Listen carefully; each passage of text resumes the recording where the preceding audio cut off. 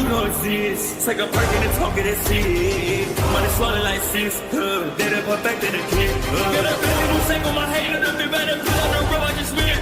I know we got $1 million. The devil that shit ain't achieve it again.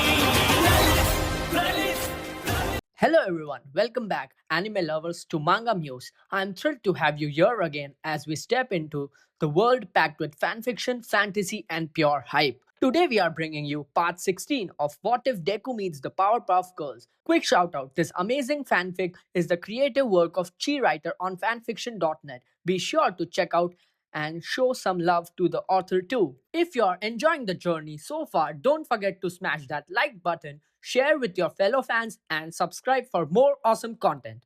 Also hit the bell icon so that you never miss an update. Well, with that said, let's dive straight into the world. Outside the hospital. Night had fully settled in. The sky stretched wide and dark, a black canvas dotted with stars, with a slender crescent moon casting a pale glow from above. Outside the hospital, everything felt unnaturally still, as if the world itself was holding its breath. Blossom stood near the entrance, arms folded tightly across her chest, pacing in short, restless strides. Her mind was a storm she couldn't calm. Are we really making the right decision here? Blossom questioned, stopping mid-pace. Bubbles stood quietly beside her, hands laced together, also in thought. She didn't speak, she didn't have to. The weight of their shared worry hung in the air, and somehow, the darkness around them felt colder because of it. She faced her sister now, we had other choices, right? As if looking for an escape. Bubbles sighed, shaking her head, you know as well as I do, that the others didn't give us much of a choice. And that was the truth, and Blossom could recall the whole ordeal at that moment. What? The word exploded into the room, sharp and stunned. Blossom's eyes were wide as she stared at Momo, disbelief etched into her features. Momo, are you serious? She asked, a skeptical brow raised. Momo gave a firm nod, her expression calm but serious. Yes. I am. There was a pause as the shock settled in the room. Bubbles was the first to break the silence again, her tone far more curious than alarmed. That's amazing, she said slowly, almost in awe. She could tell it wasn't a lie. But how did you manage that? Momo shifted in the hospital bed and reached to her side. From beneath the blanket, she pulled out a small, strange-looking device and held it up. It looked improvised but precise. This, she said. It's a tracker I secretly embedded on the Nomo that attacked us during the raid at camp. I planted it just before it fled. Blossom's mind raced, still trying to process. Her gaze drifted to Todoroki, standing a little off to the side. How did you know about this? She asked, narrowing her eyes. Todoroki met her gaze without hesitation. I overheard her, he replied calmly. Yesterday. I was outside the room when All Might came to speak with her. She told him everything about the tracker. There was a beat of silence after that, tension creeping into the air. Blossom gave him a look, pointed, questioning, but he chose to ignore it. Izuku stepped forward, picking up the thread. Todoroki told me afterward. And when I confirmed it with Momo, we started talking about what we could do next. He said, practically excited. Bubbles blinked, her attention turning quickly. What do you mean? She asked, though part of her already guessed. Izuku met her gaze, her voice steady. We want to go after them ourselves. To rescue Bakugou and Buttercup. The words barely finished leaving her mouth before the sisters spoke in unison. No. The denial cut through the room like a blade. Silence followed. Thick. Awkward. Tense. No one moved. No one breathed. Izuku's eyes were wide, clearly caught off guard. Momo looked down, lips pressed together, offering no argument just yet. Todoroki, calm as ever, tilted his head slightly. Why is that? He asked simply. Because it's dangerous. Bubbles didn't hesitate. You don't know what kind of place they're being held in, or how strong the enemy is. You guys shouldn't go. We have to, we're heroes. Izuku countered, voice shaking uncontrolled determination. And they're our classmates. Our friends. But every second we wait, they're further out of reach. This is the only real lead we have. Blossom stepped in now, her tone firmer, more tactical. The training camp was a disaster, Blossom said sharply, her tone cutting through the thick air like ice. We were caught off guard, completely unprepared. You don't know who you're dealing with, what they're capable of, or how many there are. Going in blind isn't heroism, it's suicide. Her words echoed in the room, heavier with every syllable. Izuku opened his mouth as if to argue but hesitated, his hands balled into fists at his sides. His face trembled with frustration, but he said nothing. Not yet. Then Todoroki stepped forward, his voice steady but edged with something colder than usual. You're saying we shouldn't go because it's too dangerous. That we don't know enough about our enemies. He paused, gaze narrowing slightly. But the way you're saying it, it's like you do know more than us. Like you're protecting us from something you're not saying. The silence returned with a new weight. What are you talking about? Blossom said carefully, her expression unreadable. You're talking at us, not with us, like you could handle the dangers yourselves, Todoroki said, gaze fixed on her and her sister. And if the accusations some of our classmates made are true, if there's any chance you've been feeding the enemy information, shouldn't we be the ones worried about you? Izuku's breath caught audibly.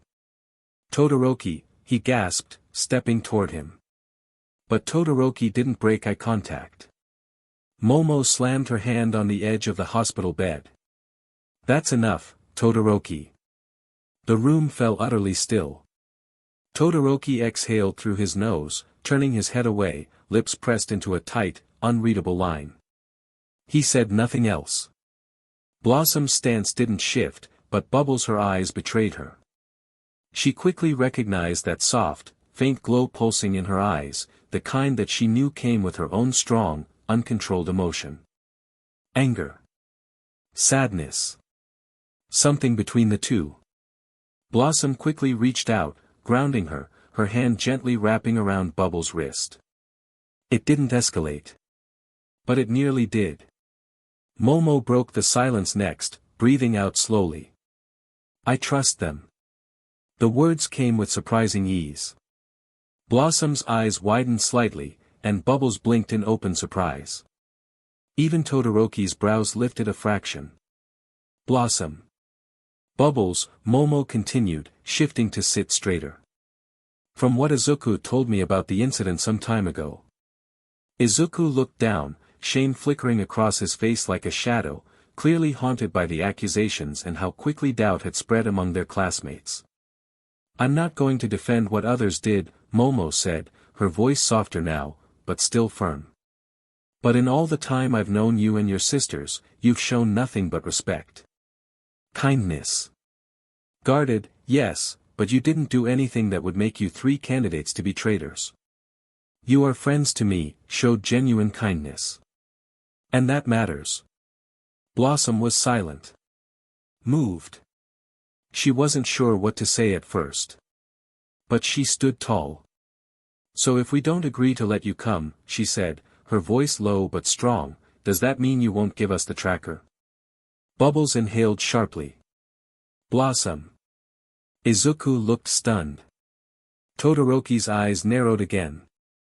But Momo simply smiled, bittersweet and sincere. No. I'm not holding this tracker hostage, she said clearly, holding out the device to Blossom. I'll give it to you. Freely. To help you search. Blossom stared at the object, her suspicion flickering for a moment before Momo added. But I will make another one. And we will find a way to help. Whether you let us come with you or not at all. She said, her tone was firm and steady, as the device sat in her palm, unwavering. And no one spoke, for several long, dragging moments, there was only silence. Tension, yes, but not the bitter kind from before. It was waiting. The kind of quiet that came before a decision that would change everything. The memory of that afternoon faded like mist, but its weight lingered. The night was still the same, dark, cold, quiet, but something inside Blossom had shifted. She stopped pacing. Bubbles looked over at her, her breath fogging faintly in the chill night air. "They meant it, you know," she said softly, breaking the silence. "They want to help." Blossom didn't answer right away. Her eyes were fixed on the stars, the crescent moon hanging like a silent witness to their dilemma. She could still feel the echo of Momo's words, how gently but firmly she'd shut everything down. The doubt. The accusations. Even the unspoken fear. "I know," Blossom finally said. Her voice was quieter now, steadier, but still wrapped in caution. "That's what scares me." Bubbles tilted her head. "I know, Blossom." Honestly, knowing that him was most likely there, waiting for her and Blossom to make their move, didn't sit well with her at all. Not only because of what he was capable of, but because she knew he wouldn't be alone. The rowdy rough boys were with him, and his new playthings, as she would put it. Whether it was manipulation, mind control, or something worse, Bubbles didn't know, but the thought of fighting them, even if they were villains, but still as pawns, he could wield, made her feel a tad of pity inside for them. Worse still was what always came with him. Chaos. Collateral damage. People caught in the crossfire. No matter how careful they tried to be, there would be casualties. He never fought clean. He fought loud, cruel, and theatrical. And if the rowdy rough boys were involved, if they were being used against them, then this mission wasn't going to end in a clean rescue. It would end in fire, in ruin, in the kind of destruction that would really draw attention to them. Unless they also let loose. Bubbles exhaled slowly, forcing herself to stay grounded, her eyes briefly flicking to the tracker in Blossom's hand. They weren't walking into a simple retrieval mission. They were heading towards something closer to battle, and Blossom made it clear that they would have to avoid the others from getting involved. Suddenly, the doors to the hospital slid open with a soft hiss. Blossom turned, her eyes narrowing slightly as she caught sight of the trio emerging. Izuku, Todoroki, and Momo walked side by side, each of them carrying a different expression. Izuku's face tense but determined, Todoroki's calm and unreadable, and Momo quiet, distant, her eyes lowered to the ground as she walked forward. Blossom took them in with a steady look, then said, not as a question but as a statement, "So I guess we're all going, then." Todoroki gave a small nod. "We are," he said bluntly. Blossom let out a slow breath, not annoyed, not relieved, just accepting. "Okay. We can do this, guys." Izuku stepped forward, his voice lifting with something almost eager, almost desperate. "We can help save them." Bubbles couldn't help the faint smile that touched her lips. There was something in his voice, in the way his eyes burned with a headstrong confidence he was growing, that reminded her of someone she knew very well, a stubborn, reckless girl, raven-haired girl, who never gave up, no matter how many odds were stacked against her. It felt strangely comforting. But her smile faded slightly when she noticed how quiet Momo had become. The girl stood just behind the two boys, her hands clenched lightly in front of her, her shoulders drawn in. She wasn't making eye contact. Something churned in her energy, uncertainty, maybe even guilt. Bubbles stepped closer. "Momo," her voice gentle but steady, "are you sure you want to do this?" Before Momo could answer, Todoroki cut in without hesitation. "Of course she wants to." "Don't. I'm talking to Momo." "Not you," Bubbles interrupted, her tone firm but not harsh. Todoroki fell silent, taken aback by her sudden directness. Momo lifted her gaze slowly, as if the words had pulled her out of her thoughts. Her voice came out quieter than the girl in the afternoon, uncertain, laced with something deeper than nerves. "This goes against all the rules the school has put in place for us," she said, her brow furrowed. "We're not just defying orders. If we get caught we could be expelled." Or worse. They'll say we endangered others. That we acted recklessly. They might never trust us again. There was a heavy pause, but Blossom and Bubbles looked at each other for only a moment before nodding in unison. Blossom stepped forward, her eyes steady on Momo. "Don't worry about that," she said. "You guys will be okay." The way she said it made the three of them hesitate. There was something layered in that sentence, something unspoken that they didn't quite understand yet. Before anyone could ask what she meant, the hospital doors burst open again. "Wait!" The shout came ragged and hoarse. Everyone turned sharply to see Kirishima stumbling out of the hospital, his hospital gown barely keeping up with his pace, an arm braced across his bandaged ribs. He looked like hell, pale, sweating, limping, but his eyes burned with unwavering determination. A few gasped out his name in surprise and alarm. Momo spoke up. "Kirishima. You shouldn't be up." Izuku said, but was no use. But he didn't stop. Step by painful step, he walked toward them, face twisted with pain but never hesitation. He was trembling, clearly still healing, but he kept moving forward with every ounce of stubborn strength he had left. Blossom didn't speak. She just watched him come closer, her expression unreadable, lips pressed in a tight line. He wasn't supposed to be there. Kirishima barely made it to them, his steps heavy, uneven, and although he tried to hide it, pain etched into every movement. One arm clutched tightly at his side, and though the tremor in his legs betrayed him, his eyes didn't waver. His breath came out in ragged, labored bursts, like every word was being dragged up from the pit of his chest. "You're going," he panted, voice raw, not from shouting but from the effort it took to stand. The words hung there, not a question, an accusation.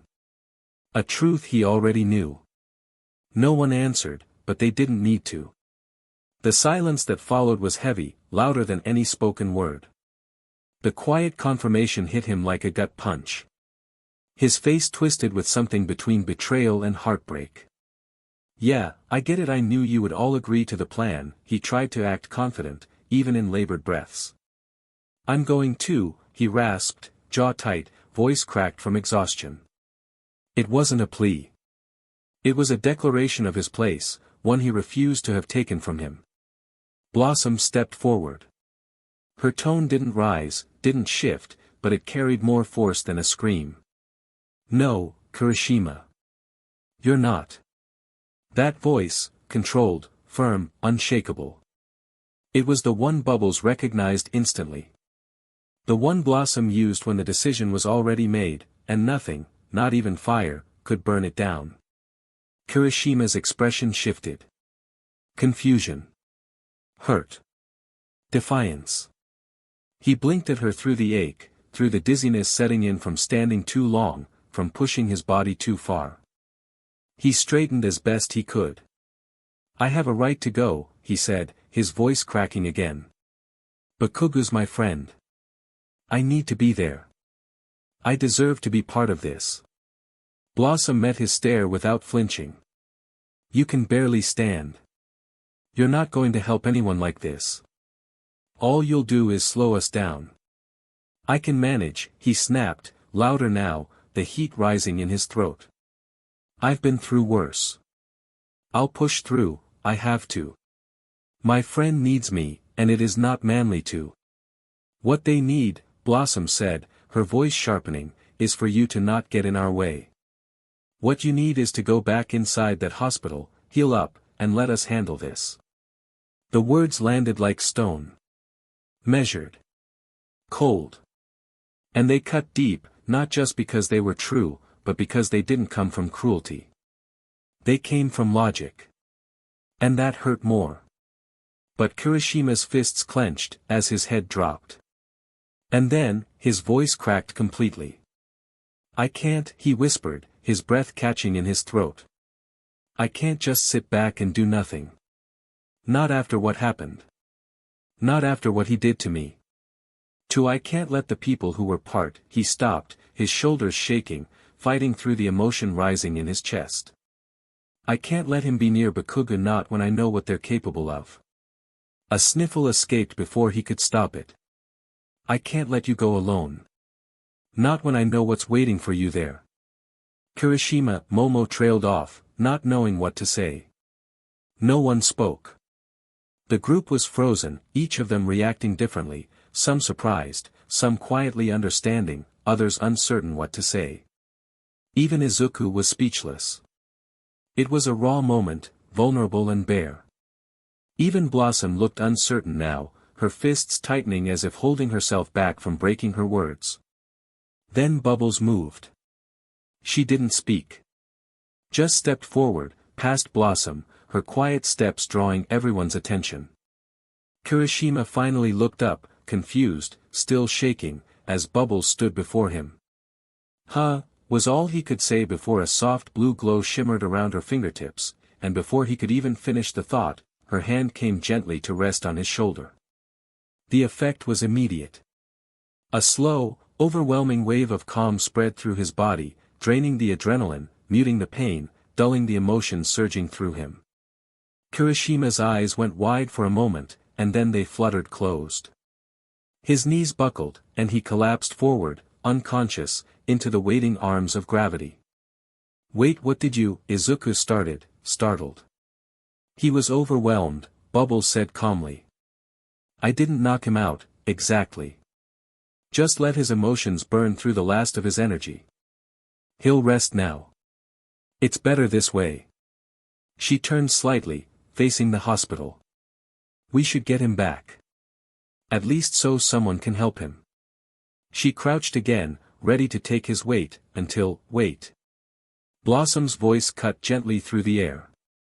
Bubbles froze mid-motion, as Blossom stepped forward, her expression unreadable. She bent down and lifted Kirishima effortlessly, cradling him in her arms with unexpected softness. He didn't stir. His face was peaceful now, so different from the agony twisted across it just moments before. Blossom leaned close to Bubbles, her lips barely moving as she whispered something meant only for her sister. Bubbles' eyes softened in quiet understanding. And then Blossom turned and walked back toward the hospital, her steps measured, steady, and her figure slowly disappearing into the distance with Kirishima held close. The others didn't utter a word, just another pin to add to the growing list of questions needing to be answered. But that could wait, for they had a mission to do. Unknown location. The evening sky over Japan had long since faded to a dull slate, choked by smog and the glow of faraway neon. But far beyond the humming arteries of the city, where the trains no longer ran, where satellites rarely scanned, and where maps became meaningless, something darker simmered beneath the crust of civilization. Buried beneath the foundations of a fully operational hospital, masked by the steady buzz of overhead lights and mundane patient chatter, a different kind of life festered. Down here, past biometric locks and automated blast doors, a lab breathed in quiet secrecy. And in the center of it all stood Dr. Kyudai Garaki. Not a man of grandeur or public glory. To the world, and his staff, he was just a kindly old doctor with a limp and a forgettable face. But in truth, he was the architect of monstrosities, all for one's longest-serving confidant, the creator of the Nomu, and a scientist who had long since traded ethics for ambition.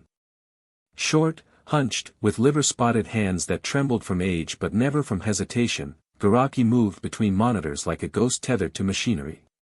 His thick glasses magnified eyes that rarely blinked, and his pale skin bore the texture of a man who hadn't seen sunlight in years.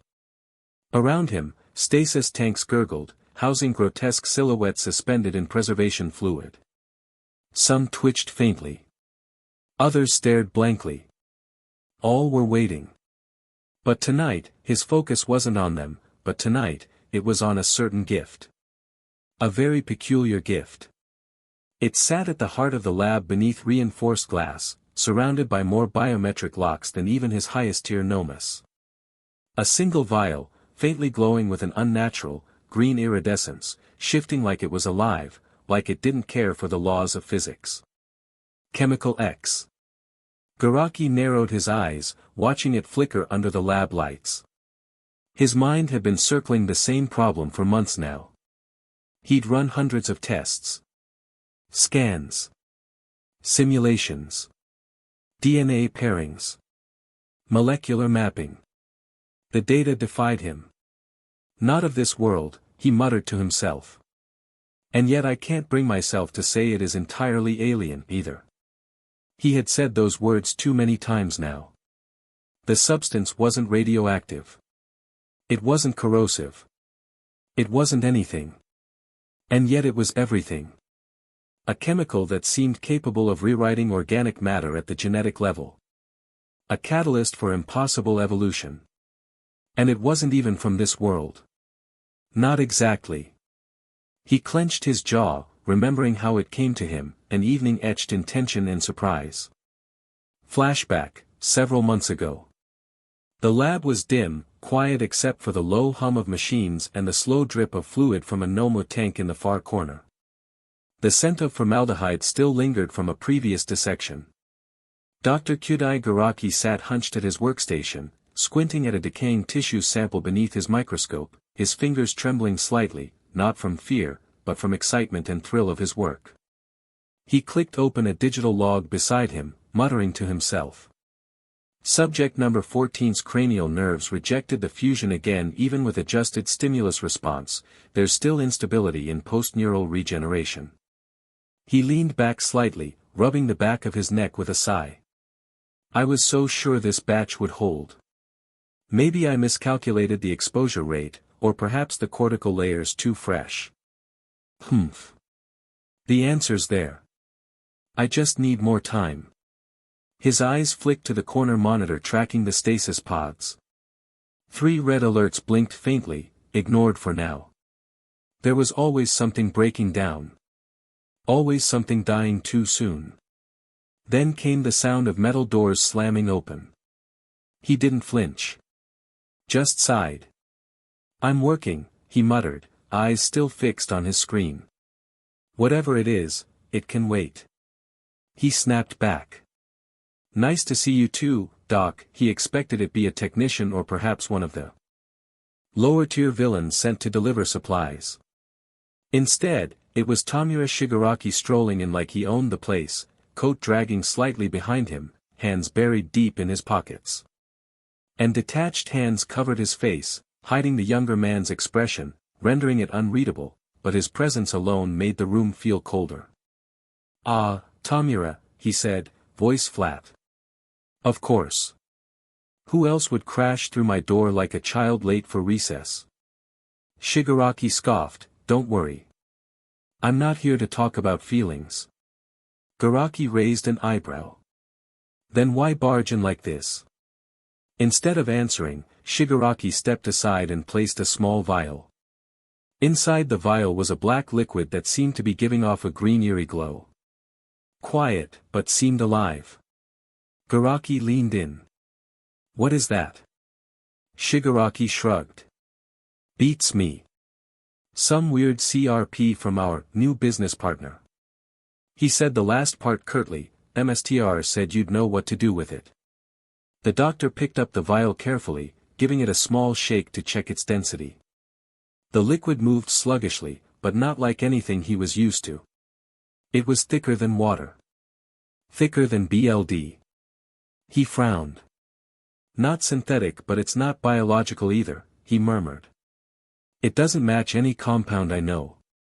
Shigaraki leaned on the table nearby, watching him with mild disinterest. I'm not interested at that junk document. I'm just the DLVRY guy today. He said distastefully, MSTR said you'd figure it out. Garaki's eyes flicked toward him. And what do you think? Shigaraki snorted.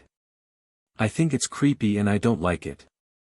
That new and equally creepy partner of his gives me the creeps. If it were up to me, I'd disintegrate both him and that thing. His fingers twitched slightly as if the thought tempted him. Garaki turned back to the vial, ignoring the comment. He was already lost in thought. The molecular structure looks unstable but self-regenerating, he murmured. There's potential here. A lot of it. Shigaraki stepped back. Yeah, whatever. You do your little science magic. I'm outta here. He paused at the door, casting one last glance at the older man. Just don't blow the place up. MSTR said this stuff might be the key to something big. Guess that's your problem now. And with that, he was gone. Garaki stood in silence for a moment, the vial still in his hand. The lab felt quieter now, heavier. He set the vial gently into a containment unit, locking it with care. He didn't know what this substance was. But it was dangerous. He could feel it. Interesting, he said softly, adjusting the scanner lens again. What could you possibly be? He sat back down and pulled the terminal closer, already running tests in his mind. Right, he groaned. Coming back from his flashback, the doctor went right back to his analysis. The hum of machines and the soft clicks of a keyboard filled the otherwise quiet lab, where Dr. Garaki hunched over a holographic display, his tired eyes narrowing at the data streaming across the screen. It had been months since he'd started his analysis, but the truth eluded him. He sighed deeply, rubbing his temples. Every result, every test, only raised more questions. The chemical's composition wasn't like anything he had ever seen before. It was almost alien. And yet, it wasn't. It shouldn't feel like it's from another world. But it was definitely not of this one. The vial, untouched for now, beckoned. His fingers twitched. He had to understand it. He needed to. But there was something about it that gnawed at him, a sense of foreboding. The door to the lab creaked open, and Dr. Garaki stiffened, though his attention remained fixed on the data screen. All for one silhouette filled the doorway, but Garaki didn't need to look up. He knew the voice that would come. What have you found now, doctor? All for one asked, his voice low, almost casual, as though discussing the weather. Garaki took a moment before responding, his voice edged with frustration. The chemical is not, he stopped himself, turned around to face his boss. It is not from this world, but it is not entirely from another world either. He swiveled in his chair, staring up at All for One. The genetic makeup, it's unlike anything I've encountered. The molecules, the energy signature, they suggest a connection to something far beyond even our understanding of quirks. You have already made that clear, but All for One, despite his face covered, seemed like he raised an eyebrow, clearly unamused. His tone turned slightly sharper. Go on. Garaki's hands trembled slightly as he typed commands into the console.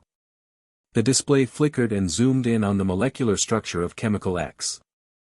The screen filled with images of cells, strands of DNA, and chemical bonds that seemed to defy conventional biology. There are traces of genes that shouldn't exist. Some incomprehensible code, Garaki muttered. But it's as if this, chemical X, is a catalyst, a disruptor, something that doesn't merely alter genetics, it reprograms them. It can turn something ordinary into something extraordinary. But I don't know how. I've barely scratched the surface. He could sense that All for One's patience was waning. He pressed a hand to his forehead. The tests aren't making sense. It's almost like this chemical is alive, but not in a traditional sense. It feels as if it's been designed, or created for something, though I cannot say what. All for One's eyes narrowed, his presence dominating the room. And you're telling me you can't figure it out? After all this time? Garaki stiffened at the harsh tone. I can figure it out, he quickly said, but the data's scattered. It's incomplete. Every test subject, every attempt to synthesize a similar formula, to reverse engineer the process, it's like I hit a wall. He turned back to his console, clenching his fists. This chemical, it has immense potential. It could heighten a human or organic matter's ability far beyond their natural capacity. But I don't understand how yet. I've never seen anything like it. There was a pause. All for One slowly walked into the lab, his footsteps deliberate. You're telling me, All for One's voice was quiet, but dangerous, that this substance could enhance quirks to unprecedented levels? Garaki swallowed. Why, yes, that's a possibility. But I can't be sure how it will affect the subject, an actually human being. Seeing as my other subjects, he trailed off. He had indeed tested it on some of his prized collections, thinking that it could make them better, stronger than allmight, even. But it's volatile. The experiments on the Nomus indicate that it can either elevate a person's abilities to certain levels, or it could destabilize them entirely. Their mentality, he conceded, feeling anger about what had become of his children. All for One's grin spread slowly, almost predatory. Ah, that reminds me of our associate. He laced his fingers together, thoughtful. So you're telling me that him or the girls, those Powerpuff girls, are crucial to unlocking this substance's full potential? Garaki hesitated, then nodded. Yes, but we can't just experiment on them endlessly. Buttercup, she's a problem. If we keep her prisoner, we could risk destabilizing the entire base. He exhaled sharply. She's too volatile, too strong. And if she escapes? All for One's chuckle cut him off. You're saying that she could actually break free? His tone was dripping with amusement. I think we both know that she will try. But she won't succeed. I've learned to anticipate every move. Garaki shot a look at him, skeptical. You seem very confident. I am, all for One said, the words heavy with arrogance. No matter how strong she or my associate are, no matter how powerful the chemical X in her he system might make her, I will be the one in control.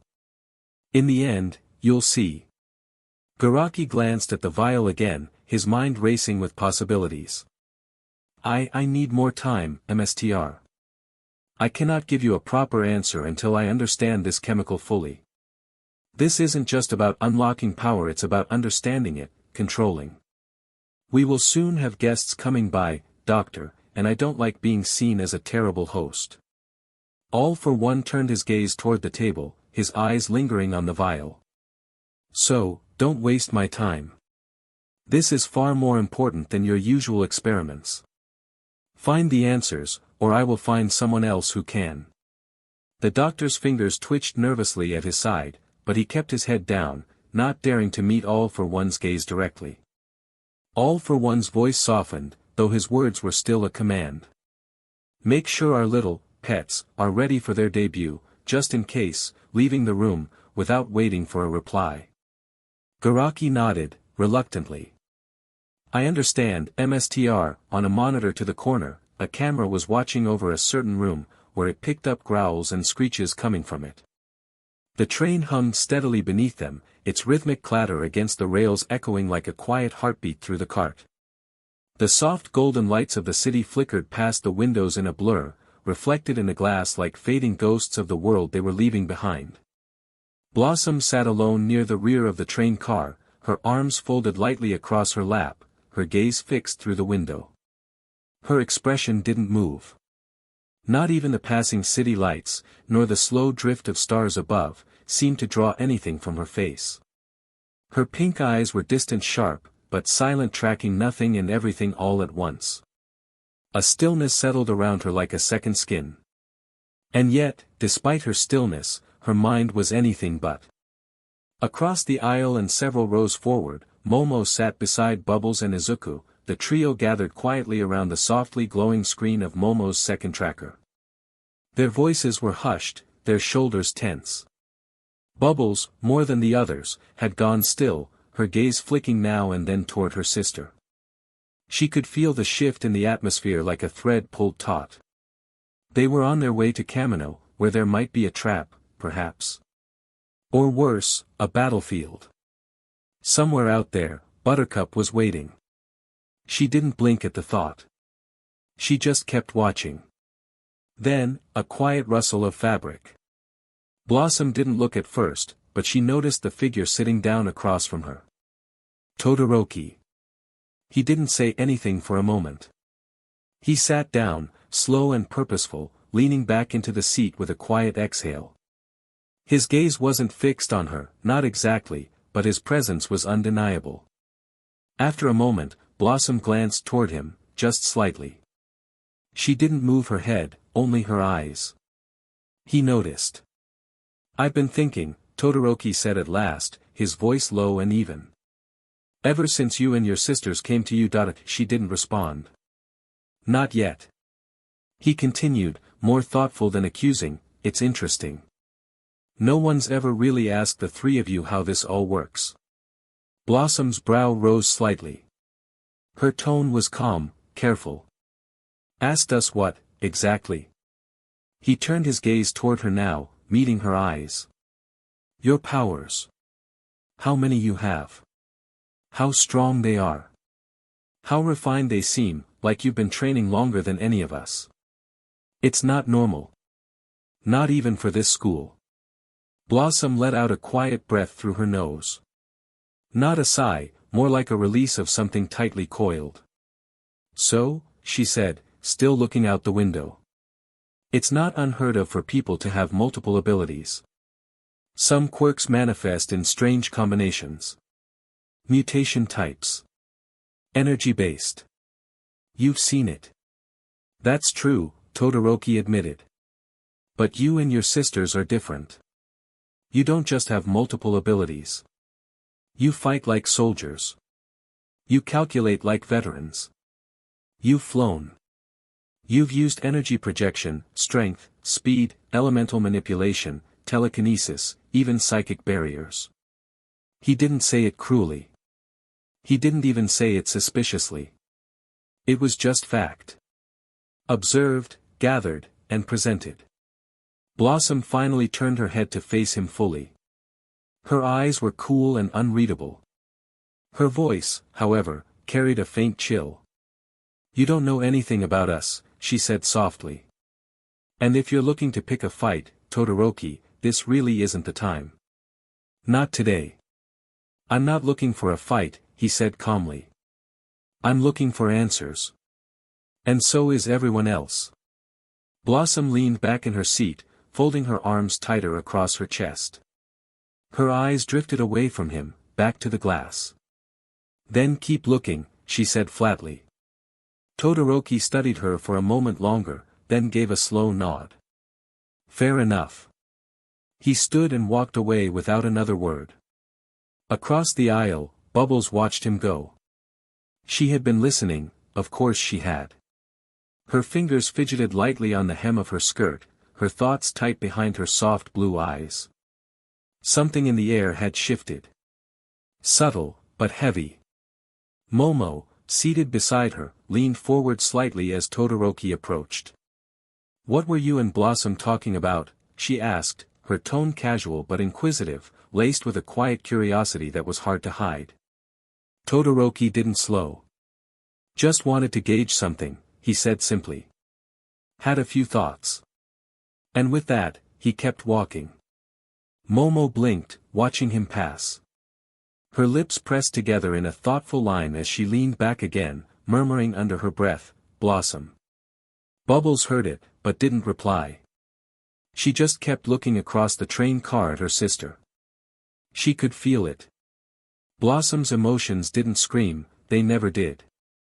But they pulsed in a silent wavelength only she could hear. Blossom still hadn't moved.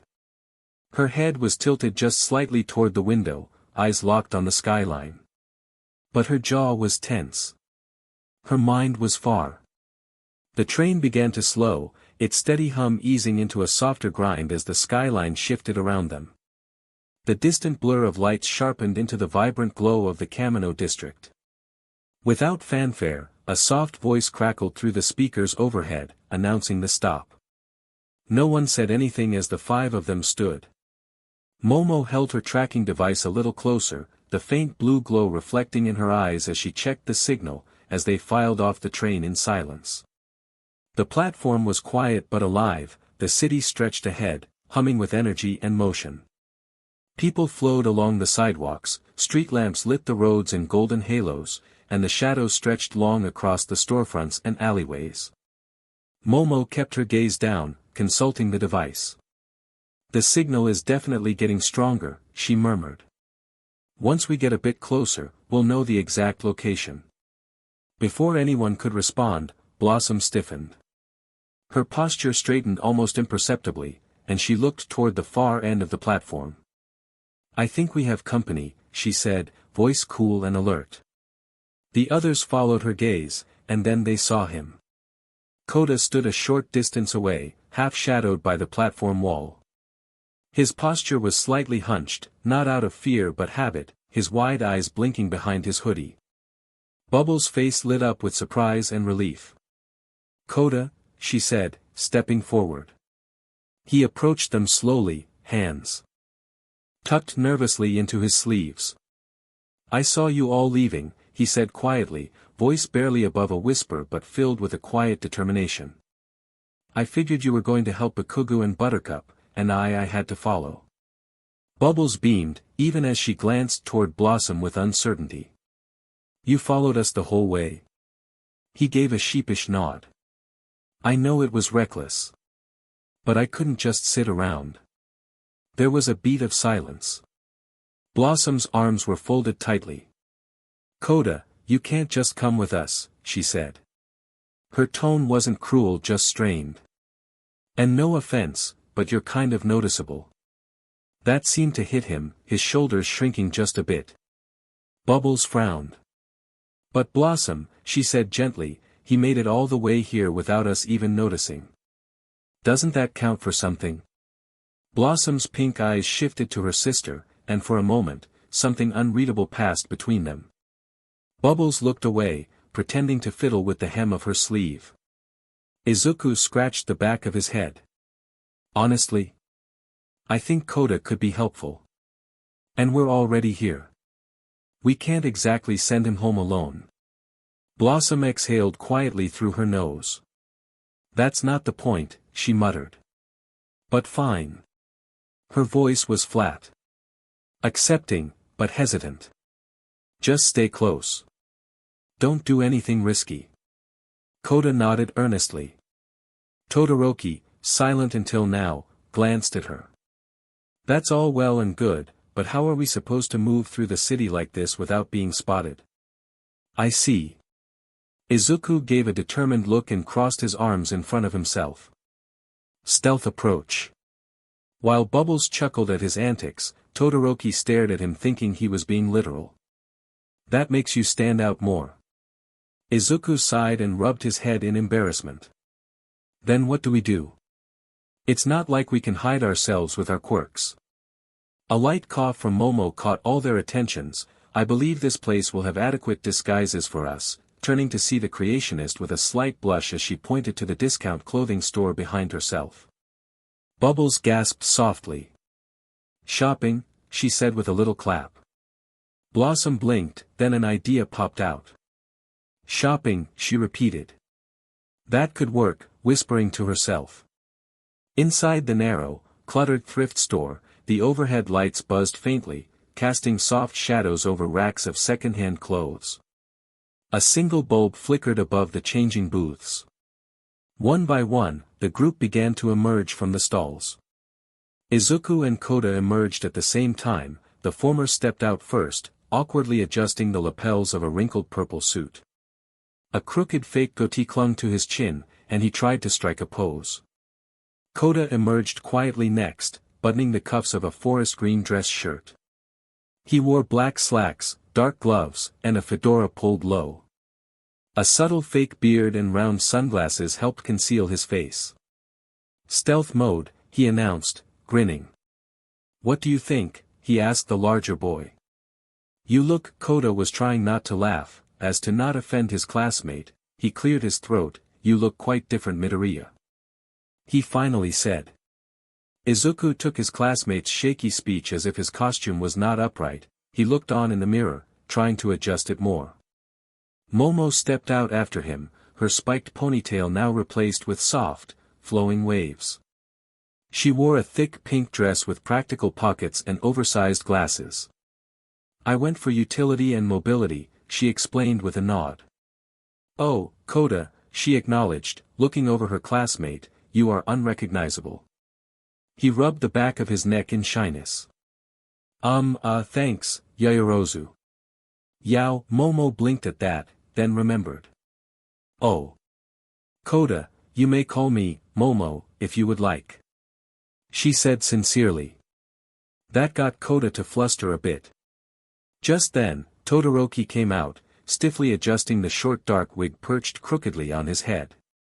His fitted charcoal vest and pale blue shirt gave him the look of someone trying too hard to be invisible. The three were looking on at him with blank stares, trying not to show any amusement.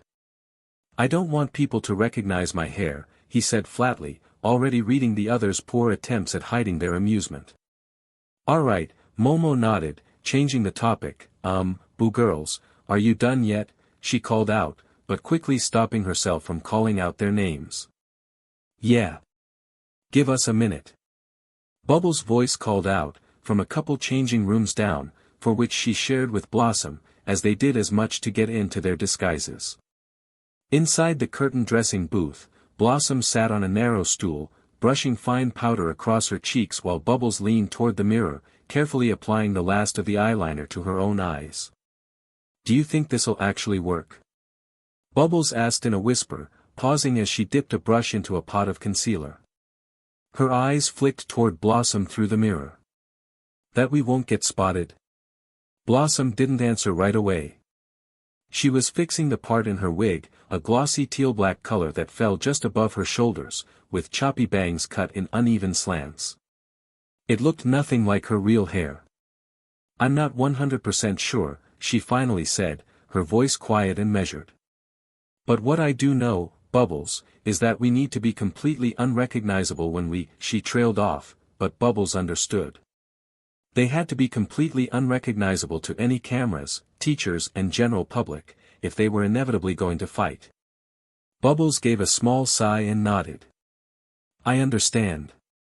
Saying that, she twisted the cap off the final makeup stick and dabbed freckles across Blossom's newly powdered face, dotting them with care to distort her usual complexion. Then she finished applying her own makeup, shading her cheekbones just enough to shift the shape of her face, adding faint under-eye circles for that commuter fatigue look.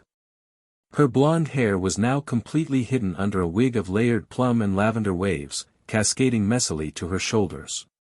A fitted navy blue cap sat low on her brow. Brown contact lenses dulled her naturally vibrant blue eyes. She pulled a thin scarf around her neck and adjusted the beige hoodie she wore, cropped just enough to seem trendy but with dark joggers and worn-in sneakers for practicality. Blossom stood and gave herself a final once-over. He looked at herself, through the wide tortoise-shell glasses perched low on her freckled nose. She wore a sensible oatmeal-colored coat worn over a casual slate turtleneck, dark fitted jeans, and brown ankle boots that look well enough to fight in. With that, she turned to her sister. "Ready?" she asked. Bubbles did her own once-over before saying, "As I'll ever be." The curtain swished open, and the girls stepped out, and the others turned their attention to them and their elaborate style. "Whoa," Izuku blinked. "You guys look so different." "Why yeah, Bubbles, I hardly recognized you," Kota said, doing a double take. "You are both unrecognizable," Momo gasped, impressed. "I nearly thought new people had walked in." "Yeah," Bubbles said lightly, adjusting her cap and offering a playful wink. "That's the idea." Todoroki studied them both for a beat, then gave a slow nod. "That'll work." But he felt as if they had overdid it for a simple rescue mission, right? "Well, mission accomplished," Blossom retorted, straightening her coat. The team stood for a moment, absorbing the full image. The transformation was startling. Even knowing them well, it took a second glance to recognize who they were beneath the wigs and subtle alterations. "I know. This is part of the plan and all, I'm just saying," Izuku said sheepishly, rubbing the back of his neck. "It would be embarrassing if we were to get caught by the school." "You knew what we were doing could get us in trouble," Todoroki replied bluntly. I know. Izuku groaned. "Still doesn't mean I want to be caught. As long as we can do this quietly, we can find Bakugou and be back before the teachers know where we went." Momo commented as she walked by them, motioning that everyone was ready now. "Let's head back out now. With these disguises we should be inconspicuous to the villains. Now let's keep a low profile." "Hey, watch it, punk." "That is not keeping it low," Todoroki said sharply, shooting Izuku a side eye as they walked down the sidewalk. I was just acting like someone tough. Izuku stammered, blushing in embarrassment. I figured it would make me look older. It is quite out of character for you, Koda added quietly. Oh. Maybe you should throw your chin out more, Bubbles suggested brightly. How about just keep hidden, Blossom muttered with a shrug. Agreed, Todoroki nodded. But okay, Izuku mumbled, slouching a little as Koda gave him a gentle pat on the back in sympathy. Blossom rolled her eyes and turned to Momo walking beside her. Thanks for buying all this stuff, by the way. Of course. If it's important for our safety, money is no concern. Momo said proudly. Todoroki raised an eyebrow at her. Couldn't you have just used your quirk to create these disguises? Momo flushed. That's against the rules. Mass-producing things with my quirk would disrupt the economy. As responsible citizens, we must support businesses and keep commerce flowing. You just wanted to go shopping, Todoroki said flatly. Before Momo could stammer a rebuttal, Bubbles piped in with a grin, hey, there's nothing wrong with going shopping. That made Momo smile faintly, feeling both flustered and a little defended. The group walked a few more paces before Blossom suddenly slowed, her eyes narrowing as she looked up at one of the towering screens mounted on a nearby building. Is that Nizu? She asked, her voice tightening. Everyone turned their heads toward the screen. There, live on the news, stood Principal Nizu at a press podium, flanked by Aizawa and Vlad King. The 3 UA faculty members stood before a crowd of flashing cameras and reporters, all dressed formally. Izuku's brows knit together as he whispered, What is this? The street around them had started to slow too, passers-by turning their heads to watch. Thank you all for coming to this conference we requested, Nizu began, speaking into the microphone. I know there has been a great deal of confusion surrounding recent events. We sincerely apologize for the delay in addressing the media, but our top priority has been ensuring the safety of our students before releasing any statements. Excuse me, sir, a reporter shouted from the crowd, this is now the 4th time villains have come into contact with UA students in a single year. Are you honestly standing there and calling your school safe? Another voice rang out immediately after, 2 students are still missing.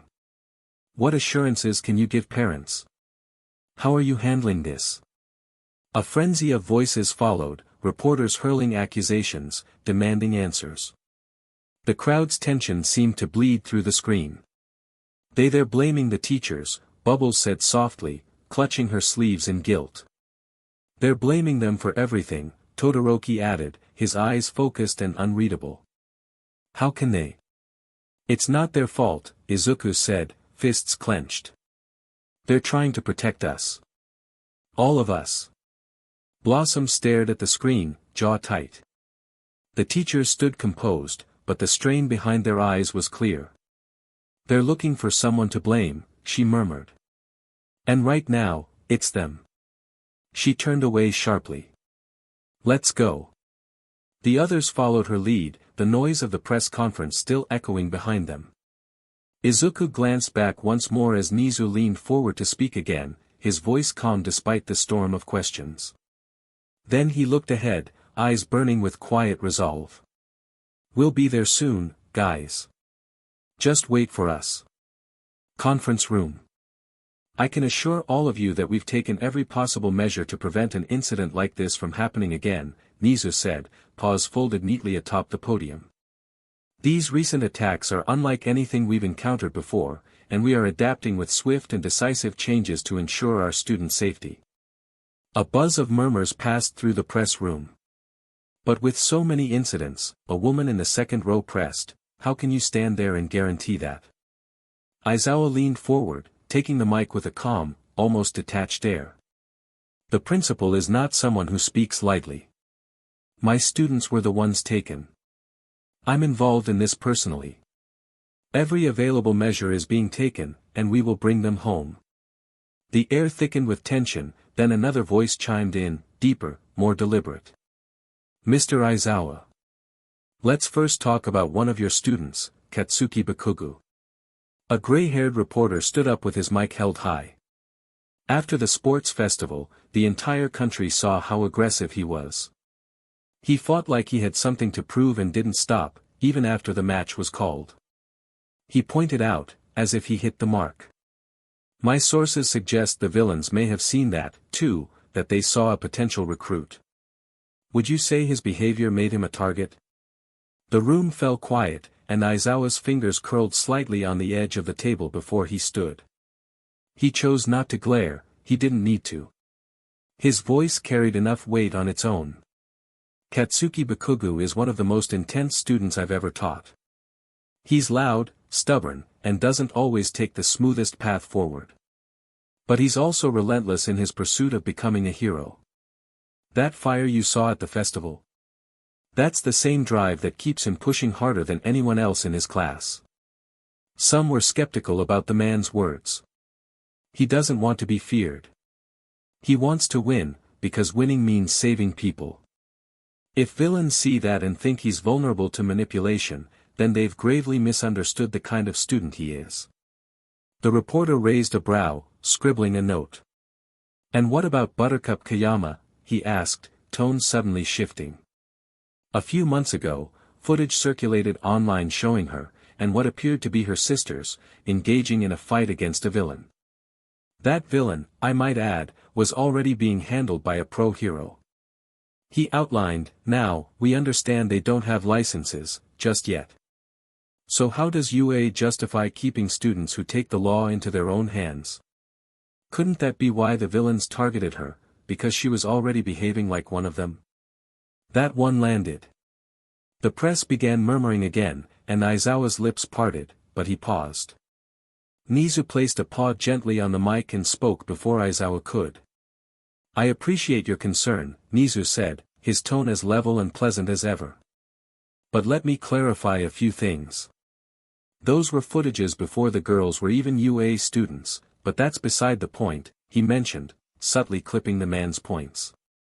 The footage in question shows a dangerous incident involving a criminal that even a pro-hero was struggling to subdue, namely, Ms. Midnight, a teacher at this very institution. There was a beat. I won't say I condone students intervening in combat without licenses, he continued.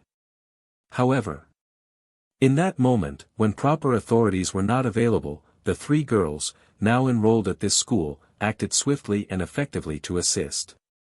They helped restrain the villain until the authorities arrived, minimizing the risk to the civilians nearby. As I said, it is not something I could condone, but it is something I search for in a student, who decides to help their fellow man, even when dealing with a conundrum. The gray-haired reporter narrowed his eyes.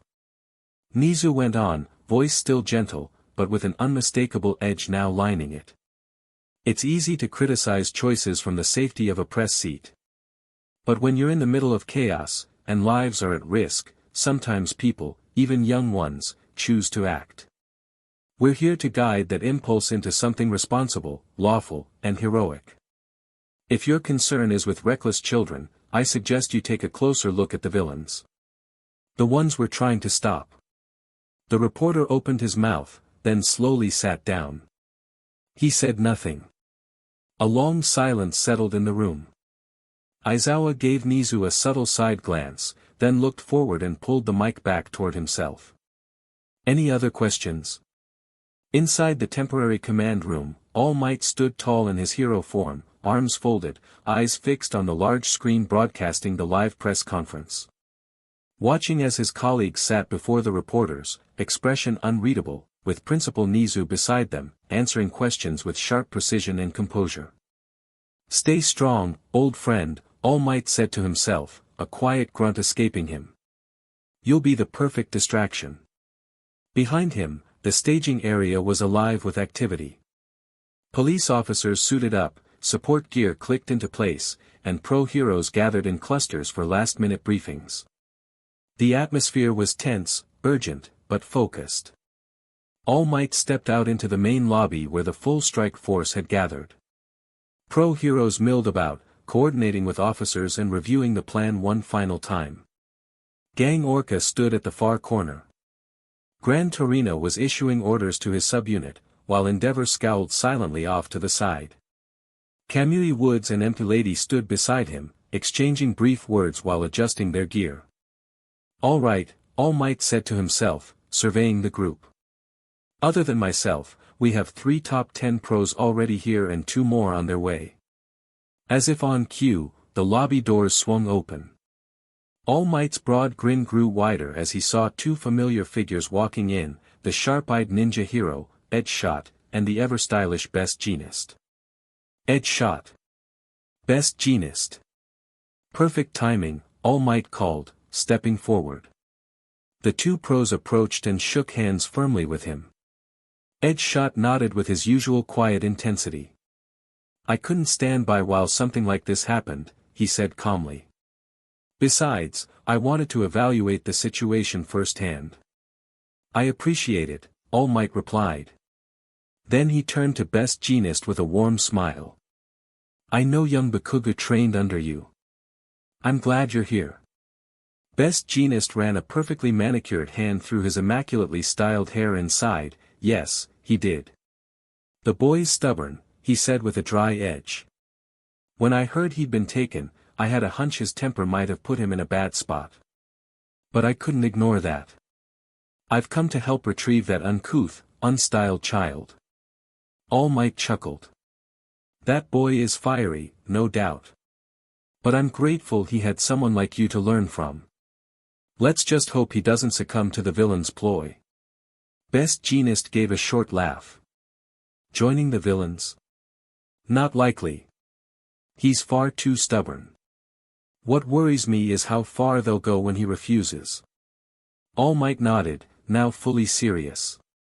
"Then let's do this. Everyone's here. It's..." The lobby doors swung open again. All Might turned, his trademark smile faltering for just a heartbeat, surprise. Striding in, clad in her sleek new hero suit, was Midnight, her expression sharp and determined. All Might's smile wavered for just a fraction of a second before returning to its full wattage. "Miss Midnight. I trust everything is well. Perhaps you're here with word from Principal Nizu?" She stopped in front of him, chin lifted. "No.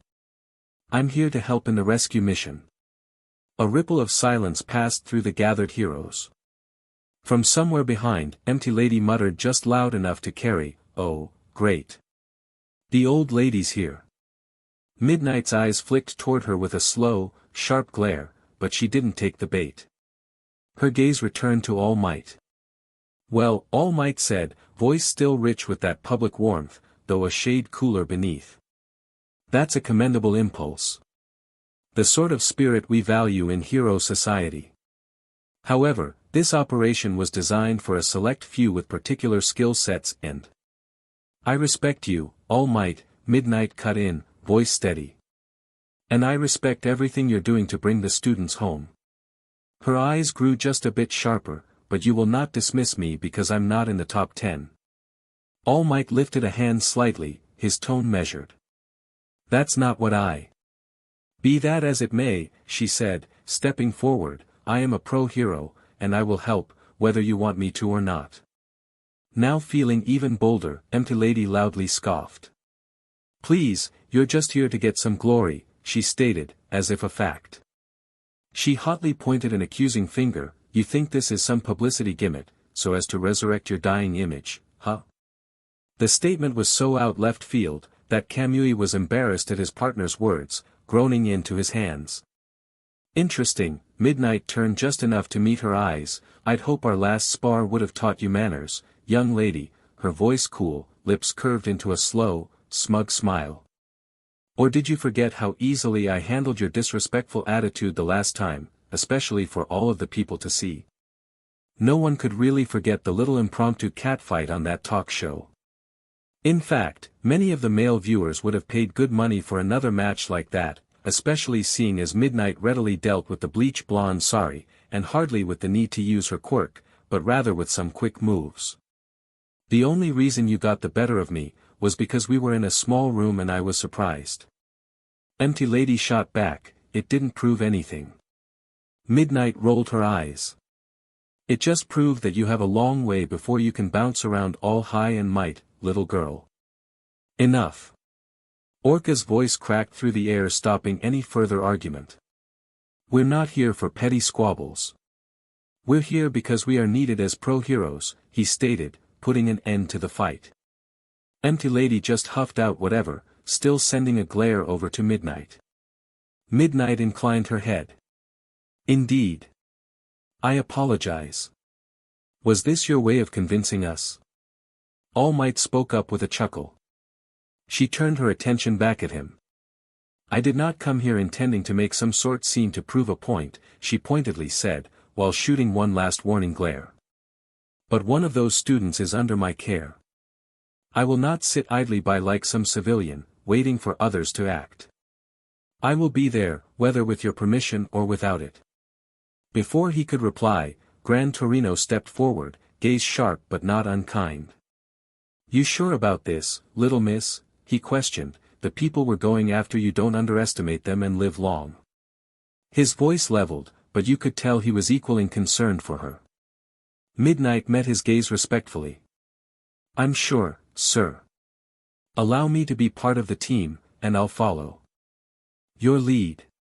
Deny me, and I'll go alone. Gran Torino studied her a moment, then nodded. Then you're coming. All Might blinked. Empty Lady's brows shot up. Midnight only inclined her head in thanks. You'd better pull your weight, whippersnapper, Gran Torino added, turning away. We're not carrying anyone here.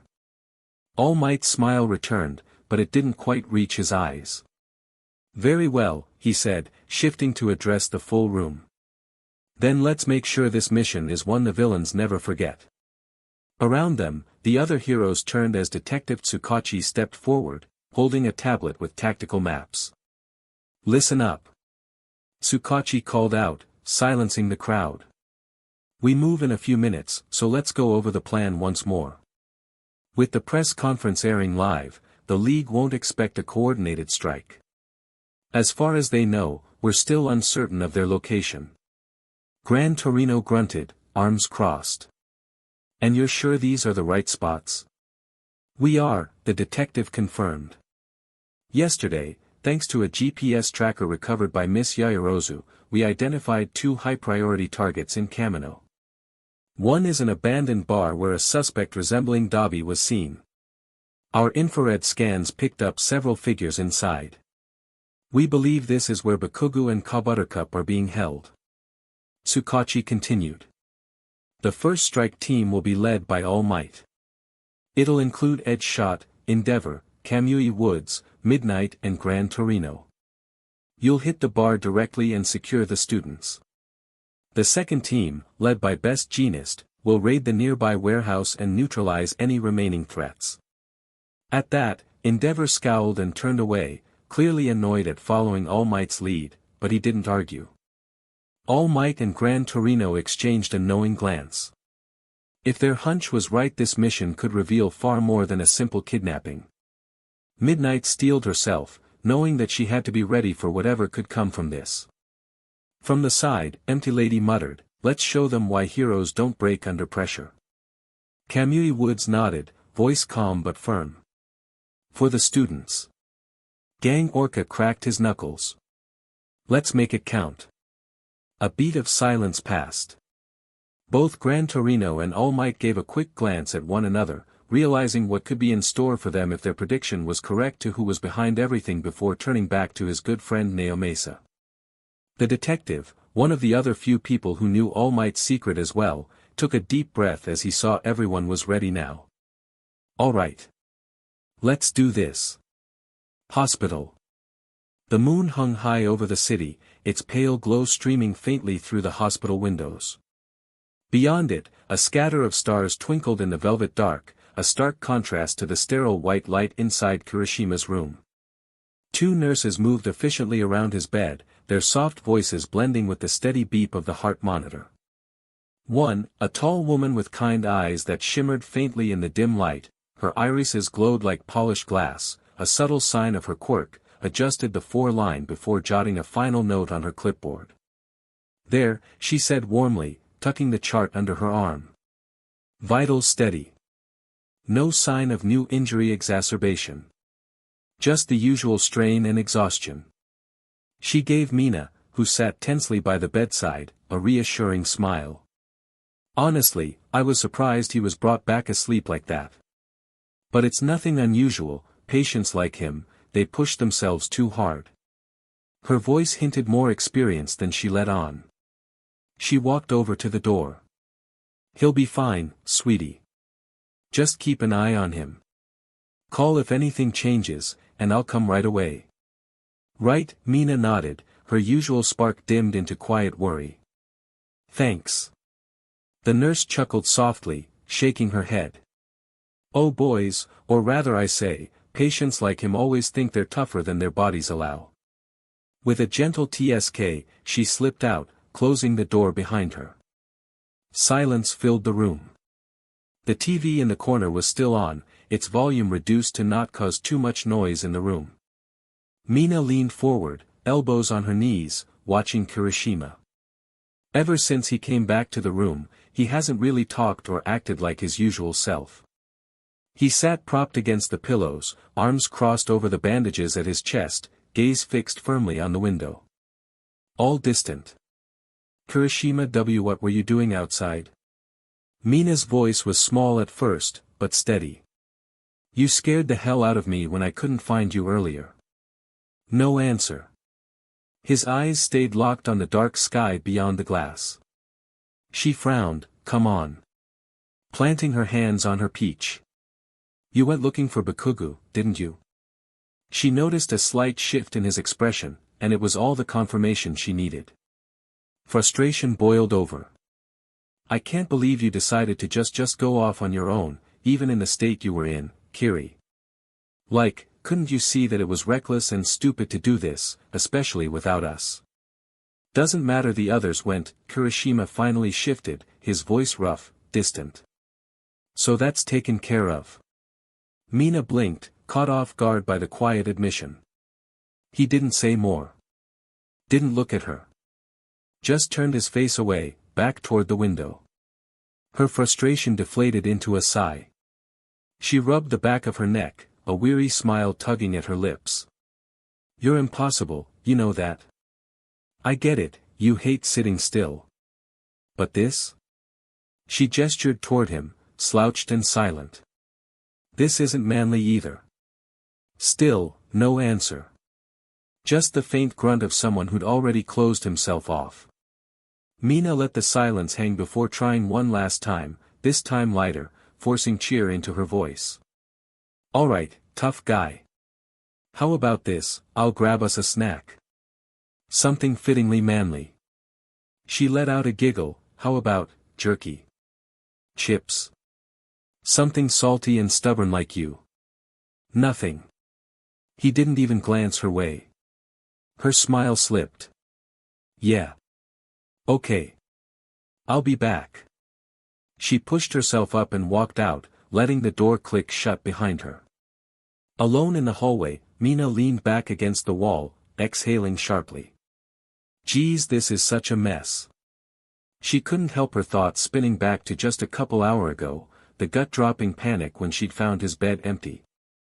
At first, she'd told herself he was in the bathroom. But when the door opened to nothing but silence, dread clawed at her chest. She'd rushed through the halls, asking the guys remaining if anyone saw if they'd spotted him. No one had. And then, voices, hurried footsteps, and she'd turned just in time to see staff carrying him in, unconscious but breathing. Relief had nearly knocked her to the floor. It changed when she quickly inquired from one of the staff members what had happened, for when she learned that her idiot best friend had up and tried to leave the hospital, but fortunately didn't make it far. It was said that a classmate had been the one to bring him back. A classmate with red hair. The memory had left her rattled, a familiar cold shiver ran down her spine. Shaking her head now, Mina pushed off the wall and started down the dim corridor. The vending machines were somewhere near the waiting area. She'd get something, anything, just to fill the silence. With that, she shoved her hands into her pockets and headed down the corridor. Most of their classmates had already gone home, being cleared from the hospital, leaving the halls quieter than usual. Mina wasn't in the mood to be alone after the whole incident, so when she spotted a familiar pair by the vending machines, Uraraka and Tsu standing by the humming vending machine, the latter wearing thick clothing, she was relieved. The state of the latter was no doubt due to her earlier experience. Uraraka glanced over first, raising a hand with her usual smile, though it didn't reach her eyes the way it usually did. The corners of her mouth looked stiff, forced. "Hey, guys," Mina said, giving them a wave. "Still here?" "Yeah," Uraraka replied softly, rubbing her left shoulder where a patch of her bandages peeked out beneath her shirt. I'm actually about to head home. Just wanted to grab a couple of snacks for the train ride." She had a certain shy blush when saying that though. Mina nodded, then glanced at Tsu. "And you, Ajui?" The frog-like girl was holding what seemed to be a hot drink, her expression unreadable. "I'm staying overnight," Tsu said simply, tilting her head. "The doctors want to keep an eye on me." She didn't really have to explain why, for the past incident spoke for itself. "And please, call me Tsu." She paused, her big eyes blinking slowly. "More importantly, how's Kirishima?" Mina hesitated, her forced grin faltering. "Well, the nurse says he's fine. Physically. But he's not really talking much. Guess he's still worn out." Rubbing her forehead. "They found him inside the lobby, completely passed out." "Oh no." Uraraka's brows drew together, sympathy softening her face. "I can imagine. He wasn't healed enough to be running around." "Yeah," Mina muttered, crossing her arms. "The idiot wanted to chase after Bakugou with the others. Like he was gonna help when he could barely stand." Tsu hummed lightly, her tone more blunt than either of them expected. "Then maybe he's lucky he didn't go." Rib bit. Mina blinked. "Lucky? What do you mean by that?" "Yeah, Tsu," Uraraka frowned too, tilting her head. "What do you mean?" Tsu paused, a finger tapped her chin as she spoke her mind. We're not supposed to be doing hero work. We're students. Going out there on their own like that? It's reckless. Dangerous.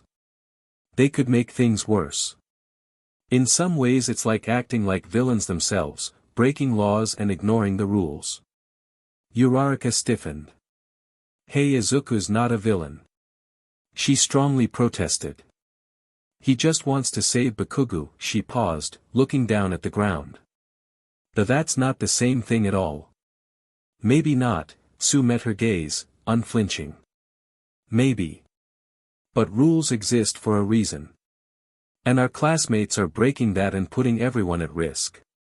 She gave a low croak.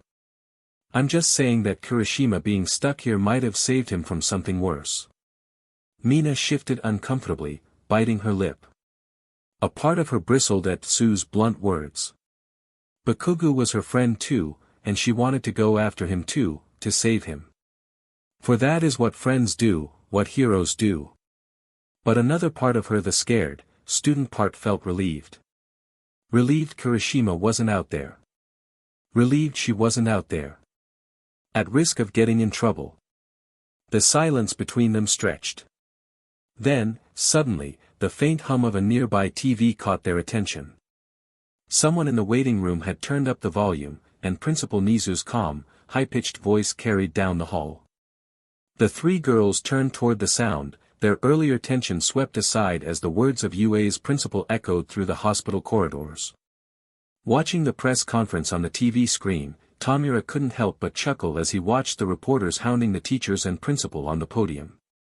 To see these heroes being treated the way they deserved brought a wave of pleasure to him as he smiled back towards his captive audience, voice low and mocking. "Don't you see now? These people who worship heroes will turn on them the moment things don't go their way. It's all an illusion. Why not accept true freedom? Why not do whatever you want?" Bakugou sat in silence, his eyes locked on Tamura, his jaw tight. He could feel the bite of the restraints digging into his wrists, but he refused to give the villain the satisfaction of a response. Out of the corner of his eye, he noticed Buttercup. She was still slumped against the wall, heavy chains binding her arms and legs behind, her head tilted to the side, seemingly unconscious. TCH. Bakugou clicked his tongue and turned away, grinding his teeth. Pathetic. Figures she'd end up knocked out while I'm stuck here listening to this clown. Tomura's red-rimmed eyes lingered on Bakugou, studying the defiance simmering beneath the boy's silence. A small smile crept behind his hand. You're strong. Different from the others. You remind me of myself. Society doesn't know what to do with people like us. They fear us.